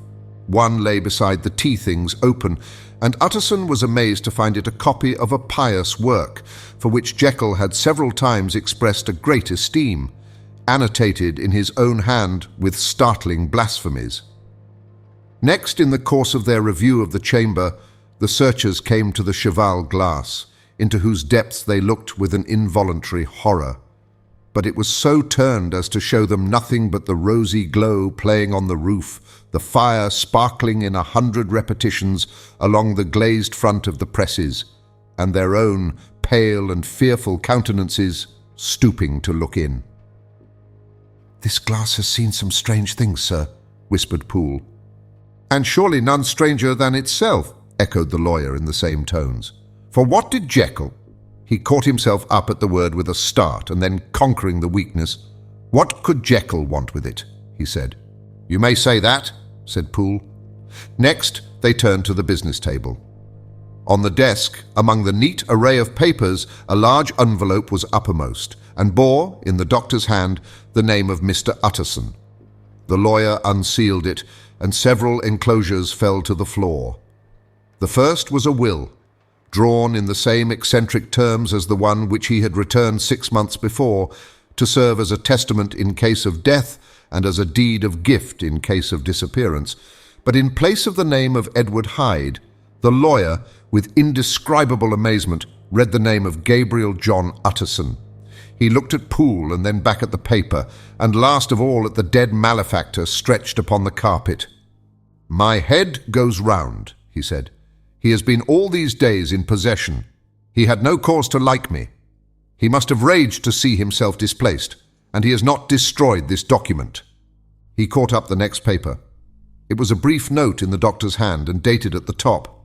"Oh, Poole," the lawyer cried. "He was alive and here this day. He cannot have been disposed of in so short a space. He must be still alive. He must have fled. And then why fled? And how? And in that case, can we venture to declare this suicide? Oh, we must be careful. I foresee that we may yet involve your master in some dire catastrophe." "Why don't you read it, sir?" asked Poole. "Because I fear," replied the lawyer solemnly. "God grant I have no cause for it." And with that he brought the paper to his eyes and read as follows. "My dear Utterson, when this shall fall into your hands, I shall have disappeared under what circumstances I have not the penetration to foresee. But my instinct and all the circumstances of my nameless situation tell me that the end is sure and must be early. Go then, and first read the narrative which Lanyon warned me he was to place in your hands, and if you care to hear more, turn to the confession of your unworthy and unhappy friend, Henry Jekyll. There was a third enclosure? Asked Utterson. Here, sir, said Poole, and gave into his hands a considerable packet sealed in several places. The lawyer put it in his pocket. I would say nothing of this paper. If your master has fled or is dead, we may at least save his credit. It is now 10. I must go home and read these documents in quiet. But I shall be back before midnight, when we shall send for the police. They went out, locking the door of the theatre behind them, and Utterson, once more leaving the servants gathered about the fire in the hall, trudged back to his office to read the 2 narratives in which this mystery was now to be explained. On the 9th of January, now 4 days ago, I received by the evening delivery a registered envelope, addressed in the hand of my colleague and old-school companion, Henry Jekyll. I was a good deal surprised by this, for we were by no means in the habit of correspondence. I had seen the man, dined with him, indeed the night before, and I could imagine nothing in our intercourse that should justify formality of registration. The contents increased my wonder, for this is how the letter ran. The 10th of December, 18. Dear Lanyon, you are one of my oldest friends, and although we may have differed at times on scientific questions, I cannot remember, at least on my side, any break in our affection. There was never a day when, if you had said to me, Jekyll, my life, my honor, my reason depend upon you, I would not have sacrificed my left hand to help you. Lanyon, my life, my honor, my reason are all at your mercy. If you fail me tonight, I am lost. You might suppose, after this preface, that I am going to ask you for something dishonorable to grant. Judge for yourself. I want you to postpone all other engagements for tonight, even if you were summoned to the bedside of an emperor, to take a cab, unless your carriage should be actually at the door, and with this letter in your hand for consultation, to drive straight to my house. Poole, my butler, has his orders. You will find him waiting your arrival with a locksmith. The door of my cabinet is then to be forced, and you are to go in alone, to open the glazed press, letter E, on the left hand, breaking the lock if it be shut, and to draw out with all its contents as they stand, the 4th drawer from the top, or, which is the same thing, the 3rd from the bottom. In my extreme distress of mind, I have a morbid fear of misdirecting you, but even if I am in error, you may know the right drawer by its contents, some powders, a file, and a paper book. This drawer I beg of you to carry back with you to Cavendish Square exactly as it stands. That is the first part of the service. Now for the second. You should be back, if you set out at once on the receipt of this, long before midnight, but I will leave you that amount of margin, not only in the fear of one of those obstacles that can neither be prevented nor foreseen, but because an hour when your servants are in bed is to be preferred for what will then remain to do. At midnight, then, I have to ask you to be alone in your consulting room, to admit with your own hand into the house a man who will present himself in my name, and to place in his hands the drawer that you will have brought with you from my cabinet. Then you will have played your part and earned my gratitude completely. 5 minutes afterwards, if you insist upon an explanation, you will have understood that these arrangements are of capital importance, and that by the neglect of one of them, fantastic as they must appear, you might have charged your conscience with my death or the shipwreck of my reason.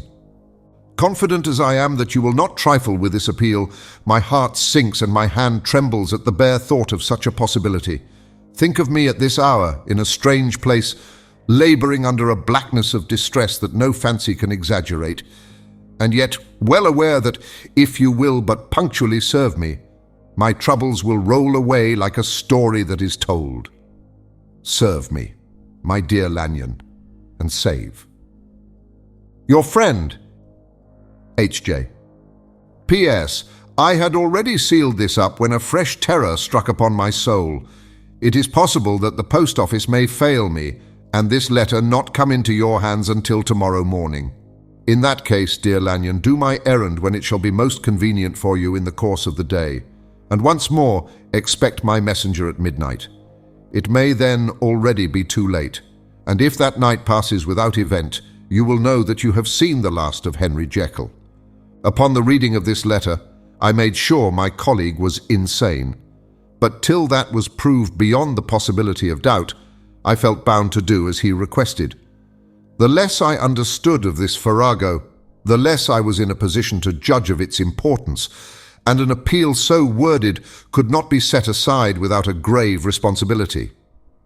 I rose accordingly from table, got into a hansom, and drove straight to Jekyll's house. The butler was awaiting my arrival.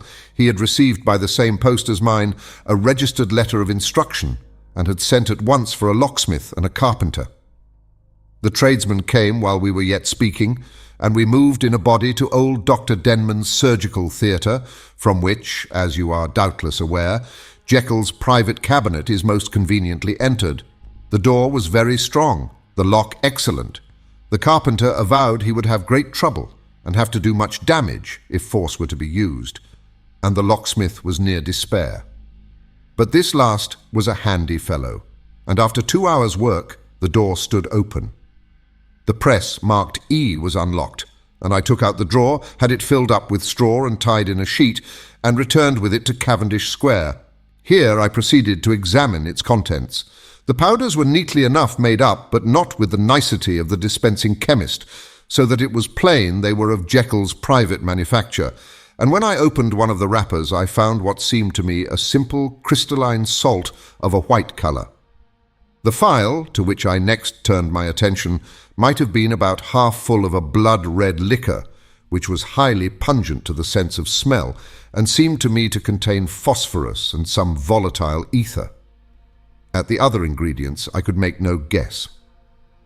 The book was an ordinary version book and contained little but a series of dates. These covered a period of many years, but I observed that the entries ceased nearly a year ago, and quite abruptly. Here and there a brief remark was appended to a date, usually no more than a single word. Double, occurring perhaps 6 times in a total of several hundred entries, and once very early in the list and followed by several marks of exclamation. Total failure. All this, though it whetted my curiosity, told me little that was definite. Here were a phial of some salt, and the record of a series of experiments that had led, like too many of Jekyll's investigations, to no end of practical usefulness. How could the presence of these articles in my house affect either the honour, the sanity, or the life of my flighty colleague? If his messenger could go to one place, why could he not go to another? And even granting some impediment, why was this gentleman to be received by me in secret? The more I reflected, the more convinced I grew that I was dealing with a case of cerebral disease, and though I dismissed my servants to bed, I loaded an old revolver that I might be found in some posture of self-defence. 12 o'clock had scarce rung out over London ere the knocker sounded very gently on the door. I went myself at the summons, and found a small man crouching against the pillars of the portico. "Are you come from Dr. Jekyll?" I asked. He told me yes by a constrained gesture, and when I had bidden him enter, he did not obey me without a searching backward glance into the darkness of the square. There was a policeman not far off, advancing with his bull's-eye open, and at the sight I thought my visitor started and made greater haste. These particulars struck me, I confess, disagreeably, and as I followed him into the bright light of the consulting room, I kept my hand ready on my weapon. Here, at last, I had a chance of clearly seeing him. I had never set eyes on him before, so much was certain. He was small, as I have said. I was struck besides with the shocking expression of his face, with his remarkable combination of great muscular activity and great apparent debility of constitution, and, last but not least, with the odd, subjective disturbance caused by his neighbourhood. This bore some resemblance to incipient rigour, and was accompanied by a marked sinking of the pulse. At the time, I set it down to some idiosyncratic personal distaste, and merely wondered at the acuteness of the symptoms. But I have since had reason to believe the cause to lie much deeper in the nature of man, and to turn on some nobler hinge than the principle of hatred. This person who had thus, from the first moment of his entrance, struck in me what I can only describe as a disgustful curiosity, was dressed in a fashion that would have made an ordinary person laughable. His clothes, that is to say, although they were of rich and sober fabric, were enormously too large for him in every measurement, the trousers hanging on his legs and rolled up to keep them from the ground, the waist of the coat below his haunches, and the collar sprawling wide upon his shoulders. Strange to relate, this ludicrous accoutrement was far from moving me to laughter, rather as there was something abnormal and misbegotten in the very essence of the creature that now faced me, something seizing, surprising and revolting. This fresh disparity seemed but to fit in with and to reinforce it, so that to my interest in the man's nature and character there was added a curiosity as to his origin, his life, his fortune, and status in the world. These observations, though they have taken so great a space to be set down in, were yet the work of a few seconds. My visitor was indeed on fire with sombre excitement. "Have you got it?" he cried. "Have you got it?"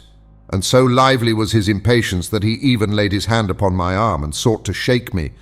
I put him back, conscious at his touch of a certain icy pang along my blood. "Come, sir," said I. "You forget that I have not yet the pleasure of your acquaintance. Be seated, if you please." And I showed him an example and sat down myself in my customary seat, and with as fair an imitation of my ordinary manner to a patient as the lateness of the hour, the nature of my preoccupations, and the horror I had of my visitor would suffer me to muster.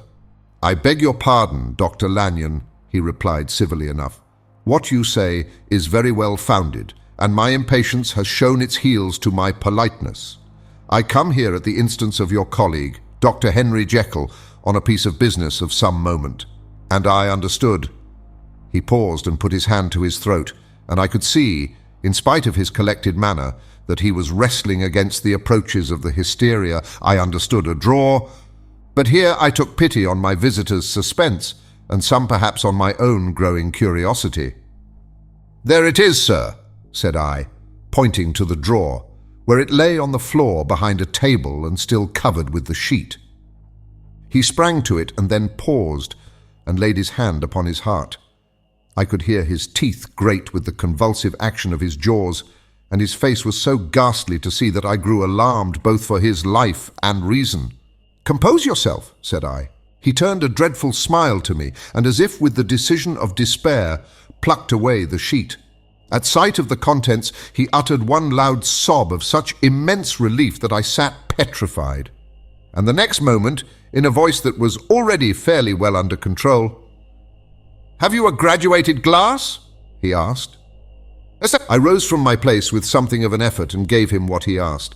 He thanked me with a smiling nod, measured out a few minims of the red tincture, and added one of the powders. The mixture, which was at first of a reddish hue, began, in proportion as the crystals melted, to brighten in colour, to effervesce audibly, and to throw off small fumes of vapour. Suddenly, and at the same moment, the ebullition ceased and the compound changed to a dark purple, which faded again more slowly to a watery green. My visitor, who had watched these metamorphoses with a keen eye, smiled, set down the glass upon the table, and then turned and looked upon me with an air of scrutiny. "And now," said he, "to settle what remains, will you be wise? Will you be guided? Will you suffer me to take this glass in my hand and to go forth from your house without further parley? Or has the greed of curiosity too much command of you? Think before you answer, for it shall be done as you decide.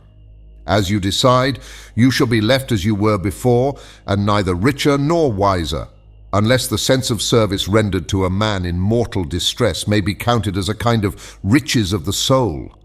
Or if you shall so prefer to choose, a new province of knowledge and new avenues to fame and power shall be laid open to you here, in this room, upon the instant, and your sight shall be blasted by a prodigy to stagger the unbelief of Satan." "Sir," said I, affecting a coolness that I was far from truly possessing, "you speak enigmas, and you will perhaps not wonder that I hear you with no very strong impression of belief. but I have gone too far in the way of inexplicable services to pause before I see the end." "It is well," replied my visitor. "Lanyon, you remember your vows. What follows is under the seal of our profession. And now, you who have so long been bound to the most narrow and material views, you who have denied the virtue of transcendental medicine, you who have derided your superiors, behold." He put the glass to his lips and drank at one gulp. A cry followed. He reeled, staggered, clutched at the table and held on, staring with injected eyes, gasping with open mouth. And as I looked, there came, I thought, a change. He seemed to swell. His face became suddenly black, and the features seemed to melt and alter. And the next moment I had sprung to my feet and leaped back against the wall, my arms raised to shield me from that prodigy, my mind submerged in terror. "Oh God!" I screamed, and "Oh God!" again and again, for there before my eyes, pale and shaken and half fainting, and groping before him with his hands like a man restored from death, there stood Henry Jekyll. What he told me in the next hour, I cannot bring my mind to set on paper. I saw what I saw, I heard what I heard, and my soul sickened at it. And yet now, when that sight has faded from my eyes, I ask myself if I believe it, and I cannot answer. My life is shaken to its roots. Sleep has left me. The deadliest terror sits by me at all hours of the day and night, and I feel that my days are numbered, and that I must die. And yet I shall die incredulous. As for the moral turpitude that man unveiled to me, even with tears of penitence, I cannot, even in memory, dwell on it without a start of horror. I will say but one thing, Utterson, and that, if you can bring your mind to credit it, will be more than enough. The creature who crept into my house that night was, on Jekyll's own confession, known by the name of Hyde, and hunted for in every corner of the land as the murderer of Carew, Hasty Lanyon. I was born in the year 18, to a large fortune, endowed besides with excellent parts, inclined by nature to industry, fond of the respect of the wise and good among my fellow men, and thus, as might have been supposed, with every guarantee of an honourable and distinguished future. And indeed, the worst of my faults was a certain impatient gaiety of disposition, such as has made the happiness of many, but such as I found it hard to reconcile with my imperious desire to carry my head high and wear a more than commonly grave countenance before the public. Hence it came about that I concealed my pleasures, and that when I reached years of reflection, and began to look round me and take stock of my progress and position in the world, I stood already committed to a profound duplicity of life. Many a man would have even blazoned such irregularities as I was guilty of. But from the high views that I had set before me, I regarded and hid them with an almost morbid sense of shame. It was thus rather the exacting nature of my aspirations than any particular degradation in my faults that made me what I was, and with even a deeper trench than in the majority of men, severed in me those provinces of good and ill which divide and compound man's dual nature. In this case I was driven to reflect deeply and inveterately on that hard law of life which lies at the root of religion and is one of the most plentiful springs of distress. Though so profound a double-dealer, I was in no sense a hypocrite. Both sides of me were in dead earnest. I was no more myself when I laid aside restraint and plunged in shame than when I laboured, in the eye of day, at the furtherance of knowledge or the relief of sorrow and suffering. And it chanced that the direction of my scientific studies, which led wholly towards the mystic and the transcendental, reacted and shed a strong light on this consciousness of the perennial war among my members. With every day, and from both sides of my intelligence, the moral and the intellectual, I thus drew steadily nearer to that truth, by whose partial discovery I have been doomed to such a dreadful shipwreck, that man is not truly one, but truly two. I say two because the state of my own knowledge does not pass beyond that point. Others will follow, others will outstrip me on the same lines, and I hazard the guess that man will be ultimately known for a mere polity of multifarious, incongruous and independent denizens. I, for my part, from the nature of my life, advanced infallibly in one direction and in one direction only. It was on the moral side, and in my own person, that I learned to recognize the thorough and primitive duality of man. I saw that, of the two natures that contended in the field of my consciousness, even if I could rightly be said to be either, it was only because I was radically both. And from an early date, even before the course of my scientific discoveries had begun to suggest the most naked possibility of such a miracle, I had learned to dwell with pleasure, as a beloved daydream, on the thought of the separation of these elements. If each, I told myself, could be housed in separate identities, life would be relieved of all that was unbearable. The unjust might go his way, delivered from the aspirations and remorse of his more upright twin, and the just could walk steadfastly and securely on his upward path, doing the good things in which he found his pleasure, and no longer exposed to disgrace and penitence by the hands of this extraneous evil. It was the curse of mankind that these incongruous faggots were thus bound together, that in the agonized womb of consciousness these polar twins should be continuously struggling. How then were they dissociated? I was so far in my reflections when, as I have said, a sidelight began to shine upon the subject from the laboratory table. I began to perceive more deeply than it has ever yet been stated the trembling immateriality, the mist-like transience of this seemingly so solid body in which we walk attired. Certain agents I found to have the power to shake and pluck back that fleshly vestment, even as a wind might toss the curtains of a pavilion. For two good reasons, I will not enter deeply into this scientific branch of my confession. First, because I have been made to learn that the doom and burthen of our life is bound forever on man's shoulders, and when the attempt is made to cast it off, it but returns upon us with more unfamiliar and more awful pressure. Second, because, as my narrative will make, alas, too evident, my discoveries were incomplete. Enough then that I not only recognized my natural body from the mere aura and effulgence of certain of the powers that made up my spirit, but managed to compound a drug by which these powers should be dethroned from their supremacy, and a second form and countenance substituted none the less natural to me, because they were the expression and bore the stamp of lower elements in my soul. I hesitated long before I put this theory to the test of practice.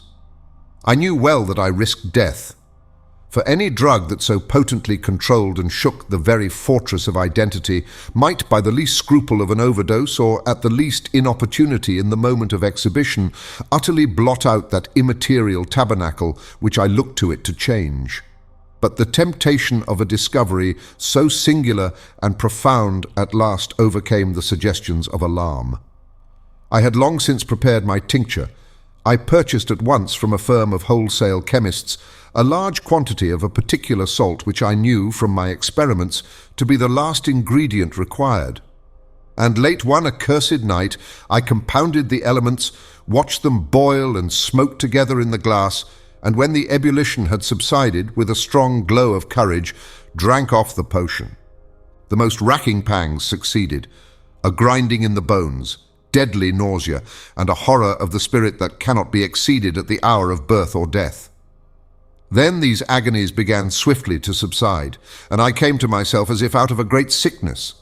There was something strange in my sensations, something indescribably new and, from its very novelty, incredibly sweet. I felt younger, lighter, happier in body. Within, I was conscious of a heady recklessness, a current of disordered sensual images running like a mill race in my fancy, a solution of the bonds of obligation, an unknown but not an innocent freedom of the soul. I knew myself, at the first breath of this new life, to be more wicked, tenfold more wicked, sold a slave to my original evil. And the thought, in that moment, braced and delighted me like wine. I stretched out my hands, exulting in the freshness of these sensations. And in the act, I was suddenly aware that I had lost in stature. There was no mirror at that date in my room. That which stands beside me as I write was brought there later on, and for the very purpose of these transformations. The night, however, was far gone into the morning. The morning, black as it was nearly ripe for the conception of the day. The inmates of my house were locked in the most rigorous hours of slumber, and I determined, flushed as I was with hope and triumph, to venture in my new shape as far as to my bedroom. I crossed the yard, wherein the constellations looked down upon me. I could have thought with wonder, the first creature of that sort that their unsleeping vigilance had yet disclosed to them. I stole through the corridors, a stranger in my own house, and coming to my room, I saw for the first time the appearance of Edward Hyde. I must here speak by theory alone, saying not that which I know, but that which I suppose to be most probable. The evil side of my nature, to which I had now transferred the stamping efficacy, was less robust and less developed than the good which I had just deposed. Again, in the course of my life, which had been, after all, 9/10 a life of effort, virtue and control, it had been much less exercised and much less exhausted. And hence, as I think, it came about that Edward Hyde was so much smaller, slighter, and younger than Henry Jekyll. Even as good shone upon the countenance of the one, evil was written broadly and plainly on the face of the other. Evil, besides, which I must still believe to be the lethal side of man, had left on that body an imprint of deformity and decay. And yet when I looked upon that ugly idol in the glass, I was conscious of no repugnance, rather of a leap of welcome. This too was myself. It seemed natural and human. In my eyes it bore a livelier image of the spirit. It seemed more express and single than the imperfect and divided countenance I had been hitherto accustomed to call mine, and in so far I was doubtless right. I have observed that when I wore the semblance of Edward Hyde, none could come near to me at first without a visible misgiving of the flesh. This, as I take it, was because all human beings, as we meet them, are commingled out of good and evil, and Edward Hyde, alone in the ranks of mankind, was pure evil. I lingered but a moment at the mirror.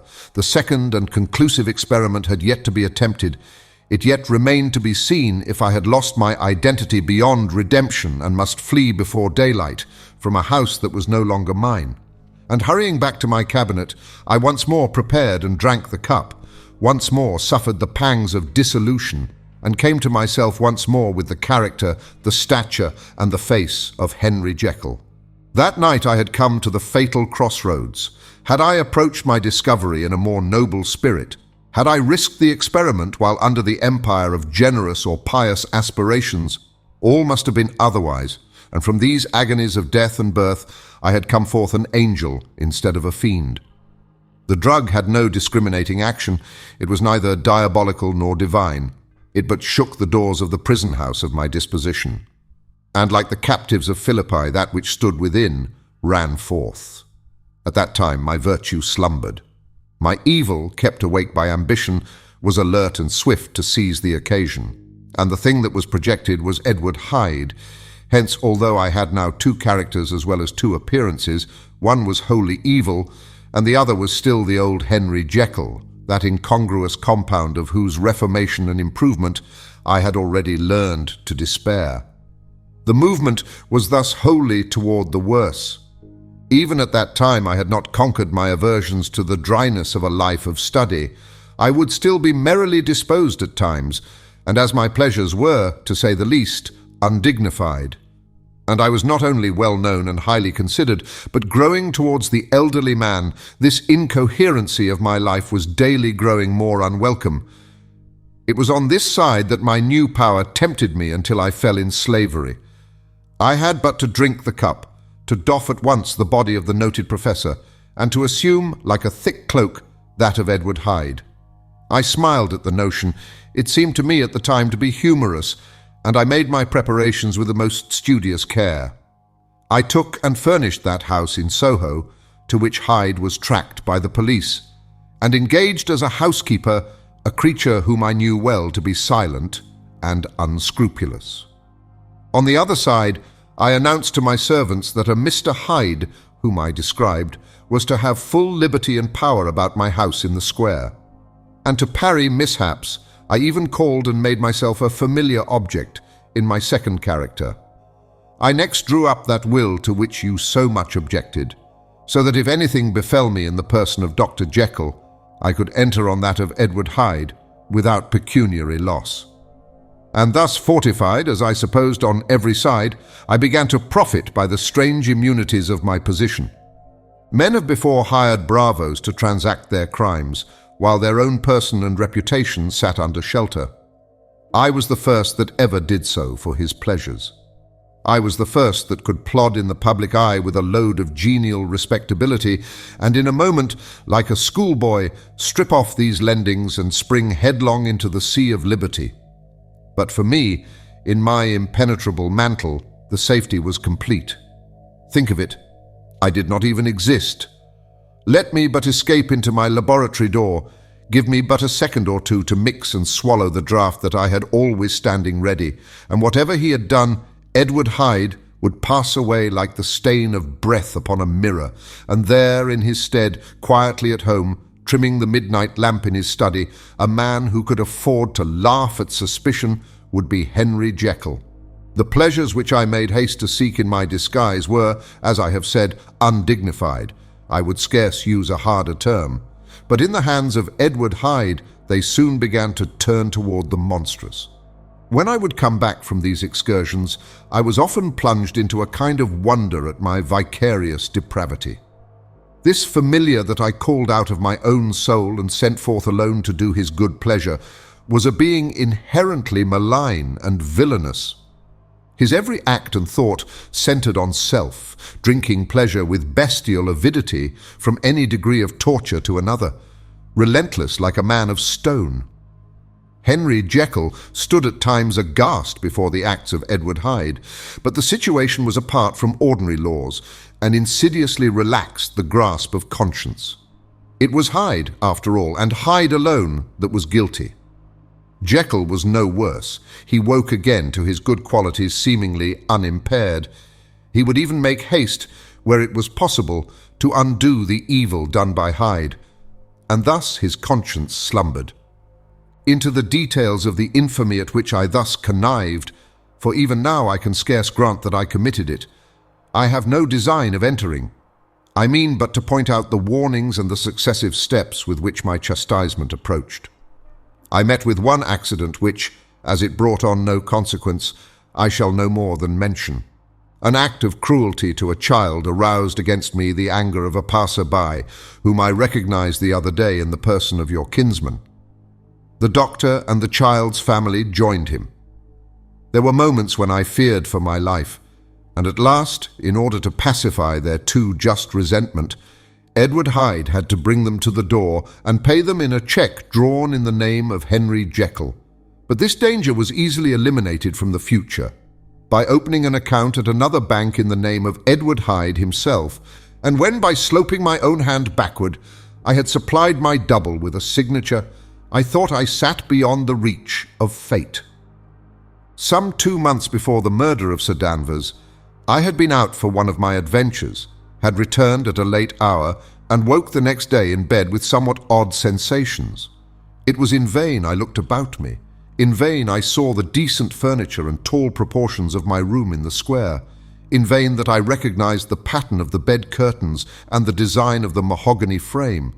Something still kept insisting that I was not where I was, that I had not wakened where I seemed to be, but in the little room in Soho where I was accustomed to sleep in the body of Edward Hyde. I smiled to myself, and in my psychological way, began lazily to inquire into the elements of this illusion, occasionally, even as I did so, dropping back into a comfortable morning doze.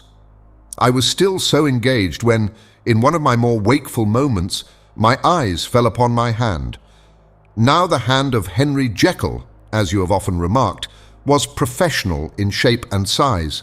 It was large, firm, white and comely. But the hand which I now saw clearly enough in the yellow light of a mid-London morning, lying half shut on the bedclothes, was lean, corded, knuckly, of a dusky pallor and thickly shaded with a swart growth of hair. It was the hand of Edward Hyde. I must have stared upon it for near half a minute, sunk as I was in the mere stupidity of wonder, before terror woke up in my breast as sudden and startling as the crash of cymbals, and bounding from my bed, I rushed to the mirror. At the sight that met my eyes, my blood was changed into something exquisitely thin and icy. Yes, I had gone to bed, Henry Jekyll. I had awakened Edward Hyde. How was this to be explained? I asked myself. And then, with another bound of terror, how was it to be remedied? It was well on in the morning. The servants were up. All my drugs were in the cabinet. A long journey down 2 pairs of stairs, through the back passage, across the open court, and through the anatomical theatre, from where I was then standing horror-struck. It might indeed be possible to cover my face, but of what use was that, when I was unable to conceal the alteration in my stature? And then, with an overpowering sweetness of relief, it came back upon my mind that the servants were already used to the coming and going of my second self. I had soon dressed as well as I was able in clothes of my own size, had soon passed through the house, where Bradshaw stared and drew back at seeing Mr. Hyde at such an hour and in such a strange array. And 10 minutes later, Dr. Jekyll had returned to his own shape and was sitting down with a darkened brow to make a feint of breakfasting. Small indeed was my appetite.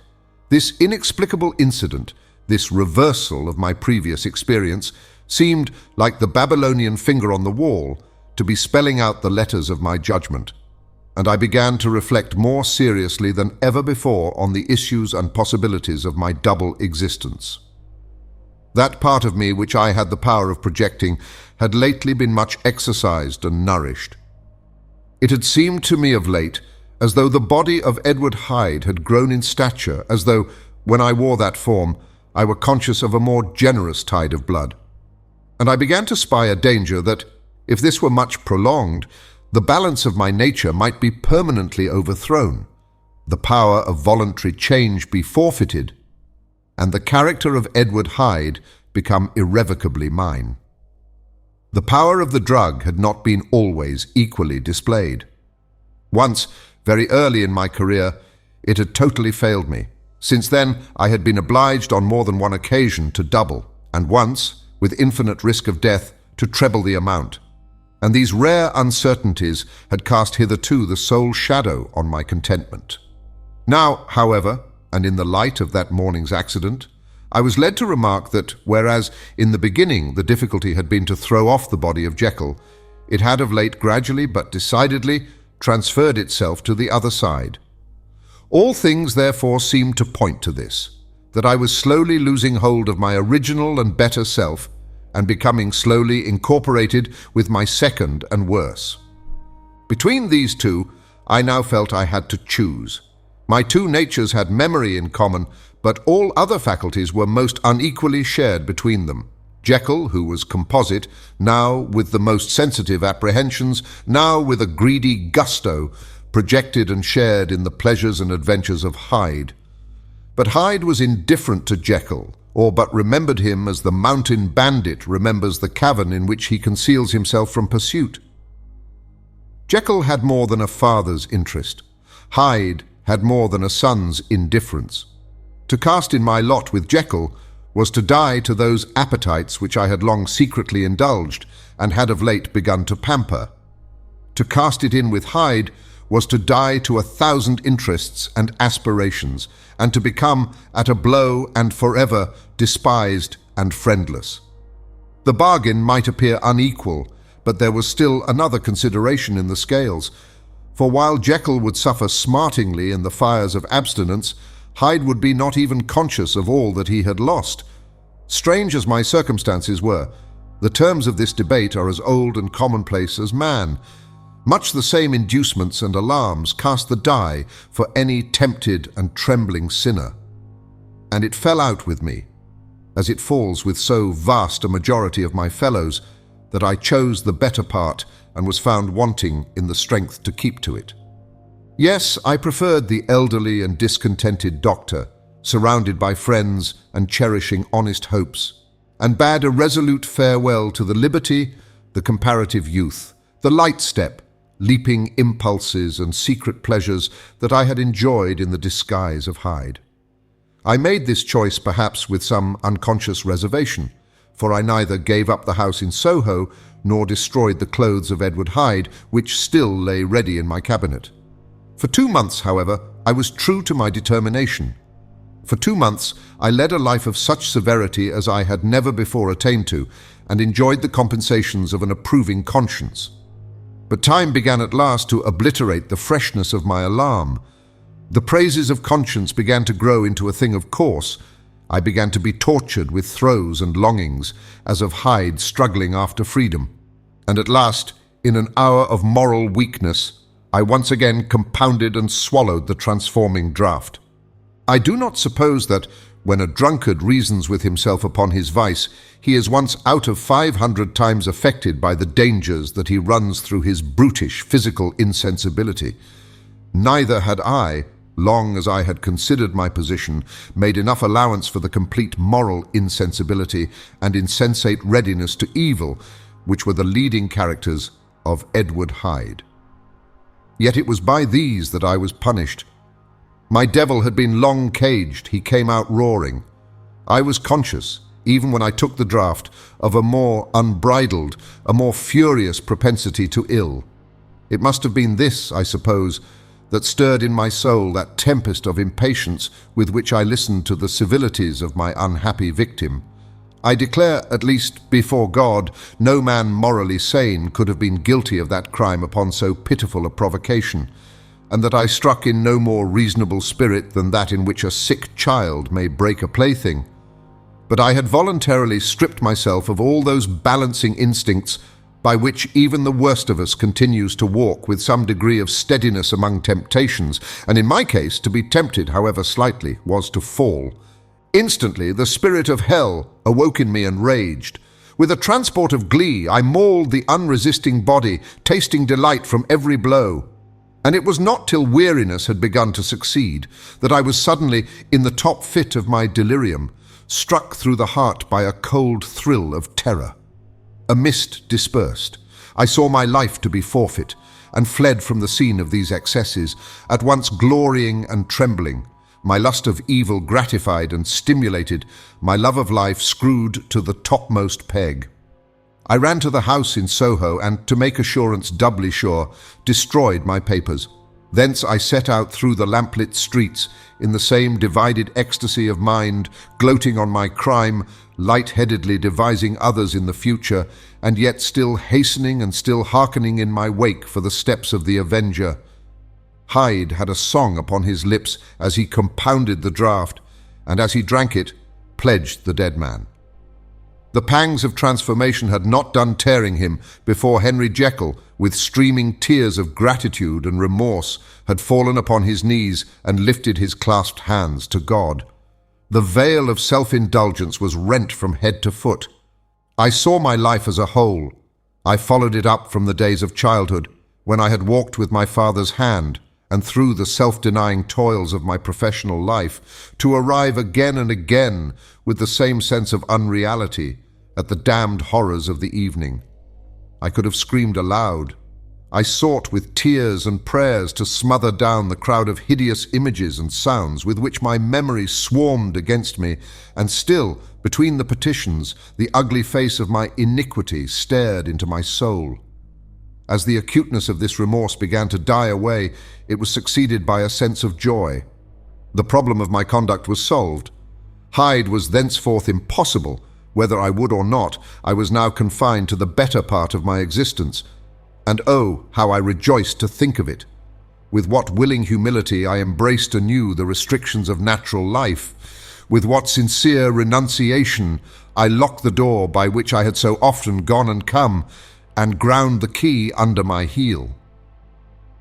The next day came the news that the murder had not been overlooked, that the guilt of Hyde was patent to the world, and that the victim was a man high in public estimation. It was not only a crime, it had been a tragic folly. I think I was glad to know it. I think I was glad to have my better impulses thus buttressed and guarded by the terrors of the scaffold. Jekyll was now my city of refuge. Let but Hyde peep out an instant, and the hands of all men would be raised to take and slay him.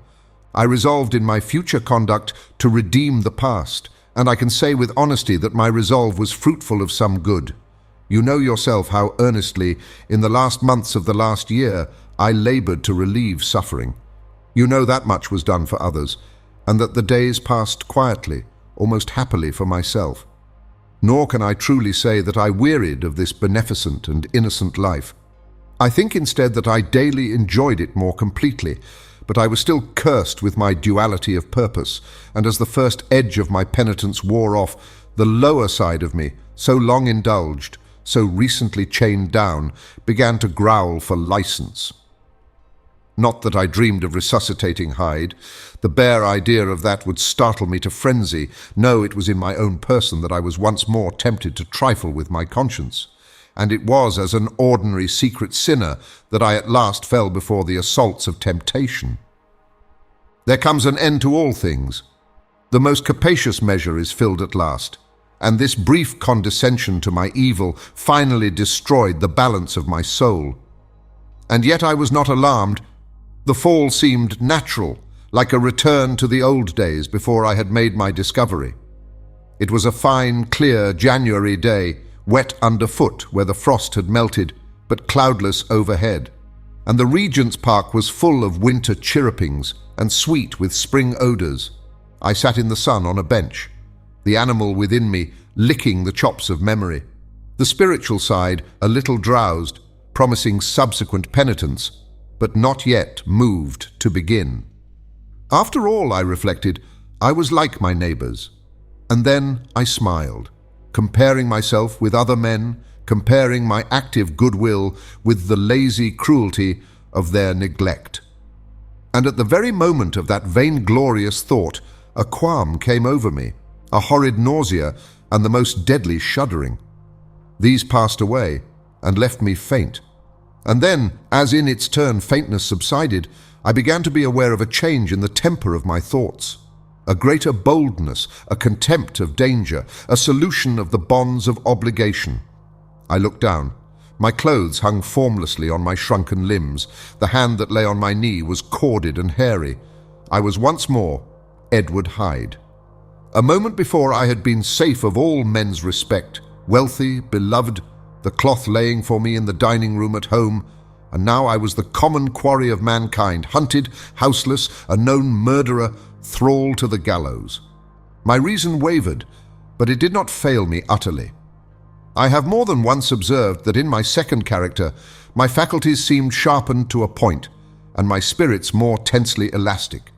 Thus it came about that, where Jekyll perhaps might have succumbed, Hyde rose to the importance of the moment. My drugs were in one of the presses of my cabinet. How was I to reach them? That was the problem that, crushing my temples in my hands, I set myself to solve.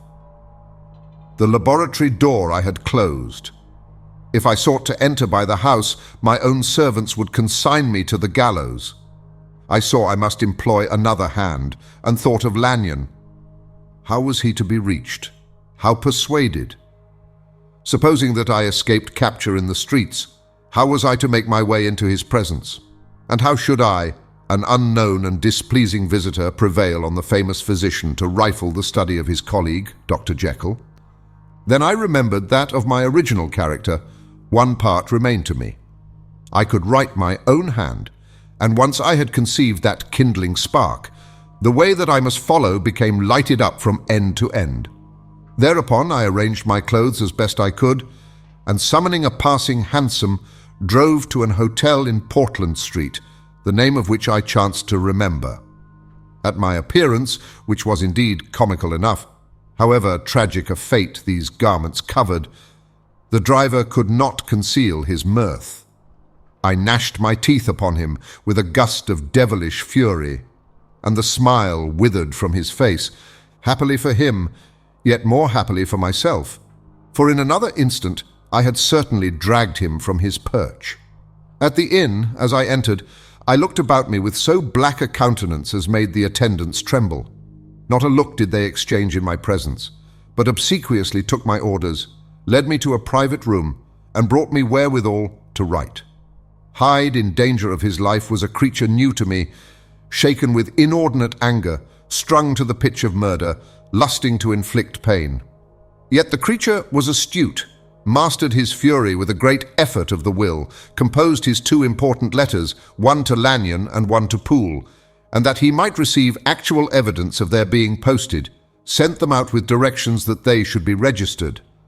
Thenceforward, he sat all day over the fire in the private room, gnawing his nails. There he dined, sitting alone with his fears, the waiter visibly quailing before his eye, and thence, when the night was fully come, he set forth in the corner of a closed cab, and was driven to and fro about the streets of the city. He, I say, I cannot say I. That child of hell had nothing human, nothing lived in him but fear and hatred. And when at last, thinking the driver had begun to grow suspicious, he discharged the cab and ventured on foot, attired in his misfitting clothes, an object marked out for observation, into the midst of the nocturnal passengers, these two base passions raged within him like a tempest. He walked fast, hunted by his fears, chattering to himself, skulking through the less frequented thoroughfares, counting the minutes that still divided him from midnight. Once a woman spoke to him, offering, I think, a box of lights. He smote her in the face, and she fled. When I came to myself at Lanyon's, the horror of my old friend perhaps affected me somewhat. I do not know.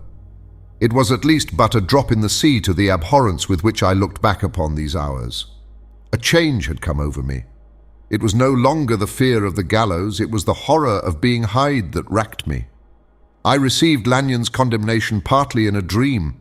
It was partly in a dream that I came home to my own house and got into bed. I slept after the prostration of the day, with a stringent and profound slumber which not even the nightmares that wrung me could avail to break. I awoke in the morning shaken, weakened, but refreshed. I still hated and feared the thought of the brute that slept within me, and I had not, of course, forgotten the appalling dangers of the day before. But I was once more at home, in my own house and close to my drugs, and gratitude for my escape shone so strong in my soul that it almost rivaled the brightness of hope. I was stepping leisurely across the court after breakfast, drinking the chill of the air with pleasure, when I was seized again with those indescribable sensations that heralded the change, and I had but the time to gain the shelter of my cabinet, before I was once again raging and freezing with the passions of Hyde. It took on this occasion a double dose to recall me to myself, and alas, 6 hours after, as I sat looking sadly in the fire, the pangs returned, and the drug had to be re-administered. In short, from that day forth, it seemed only by a great effort as of gymnastics, and only under the immediate stimulation of the drug, that I was able to wear the countenance of Jekyll. At all hours of the day and night, I would be taken with the premonitory shudder.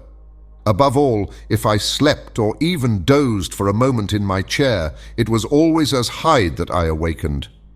Under the strain of this continually impending doom, and by the sleeplessness to which I now condemned myself, even beyond what I had thought possible to man, I became in my own person a creature eaten up and emptied by fever, languidly weak both in body and mind, and solely occupied by one thought, the horror of my other self.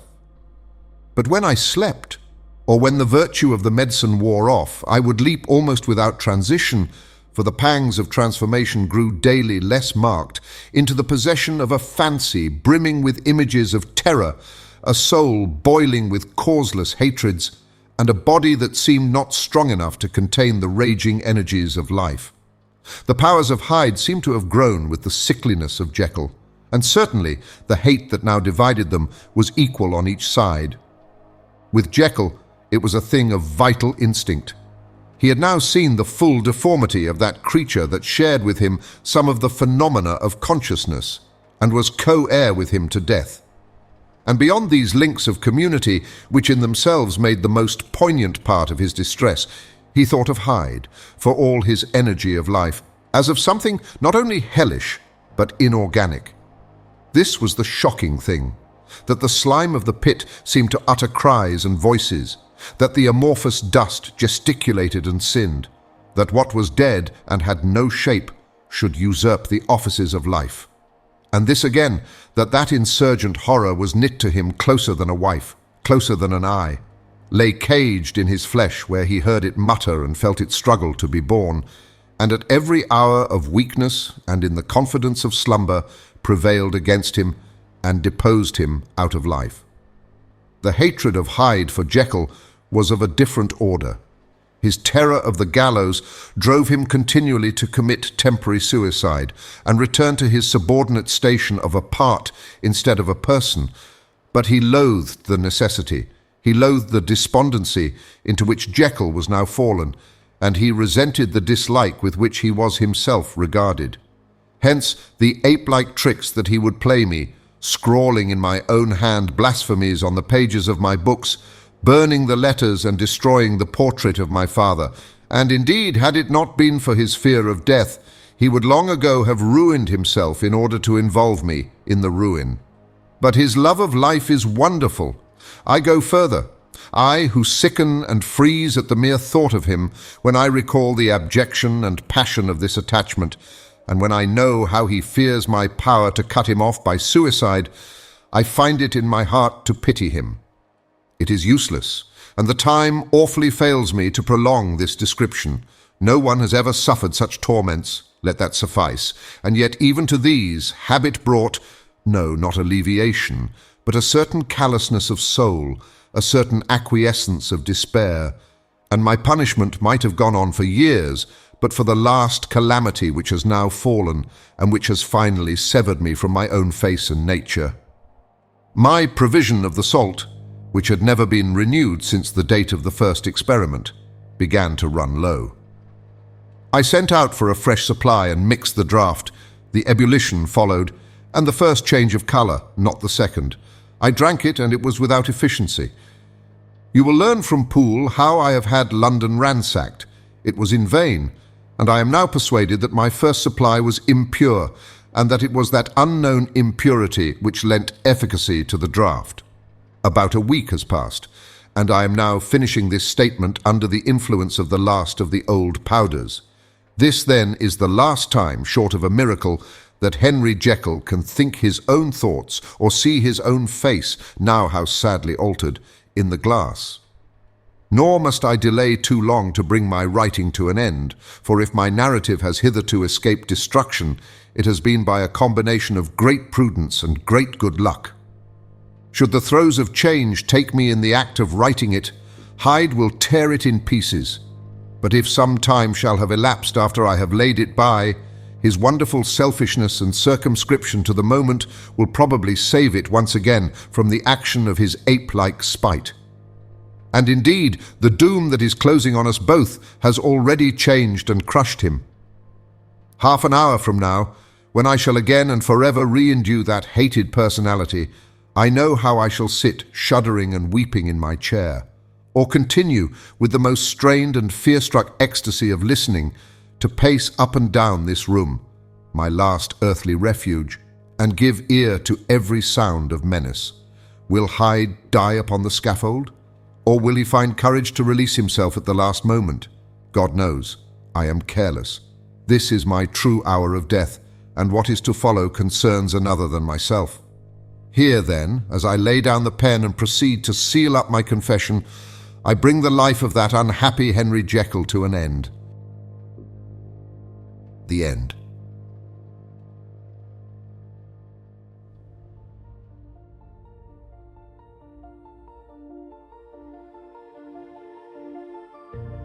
Thank you for listening to The Strange Case of Dr. Jekyll and Mr. Hyde by Robert Louis Stevenson. We hope you enjoyed this journey into classic Gothic horror. If you'd like to explore more timeless stories, be sure to visit our channel, where you'll find a wide selection of audiobooks ranging from science fiction to adventure, non-fiction, documentary, and more. If you enjoyed this audiobook, don't forget to like the video, subscribe to the channel, and leave a comment letting us know which stories you'd like to hear next. Your engagement helps us continue to bring classic literature to life for listeners like you. Visit our channel page to discover more great audiobooks that may pique your interest. Thank you again for listening, and we look forward to having you with us on our next adventure.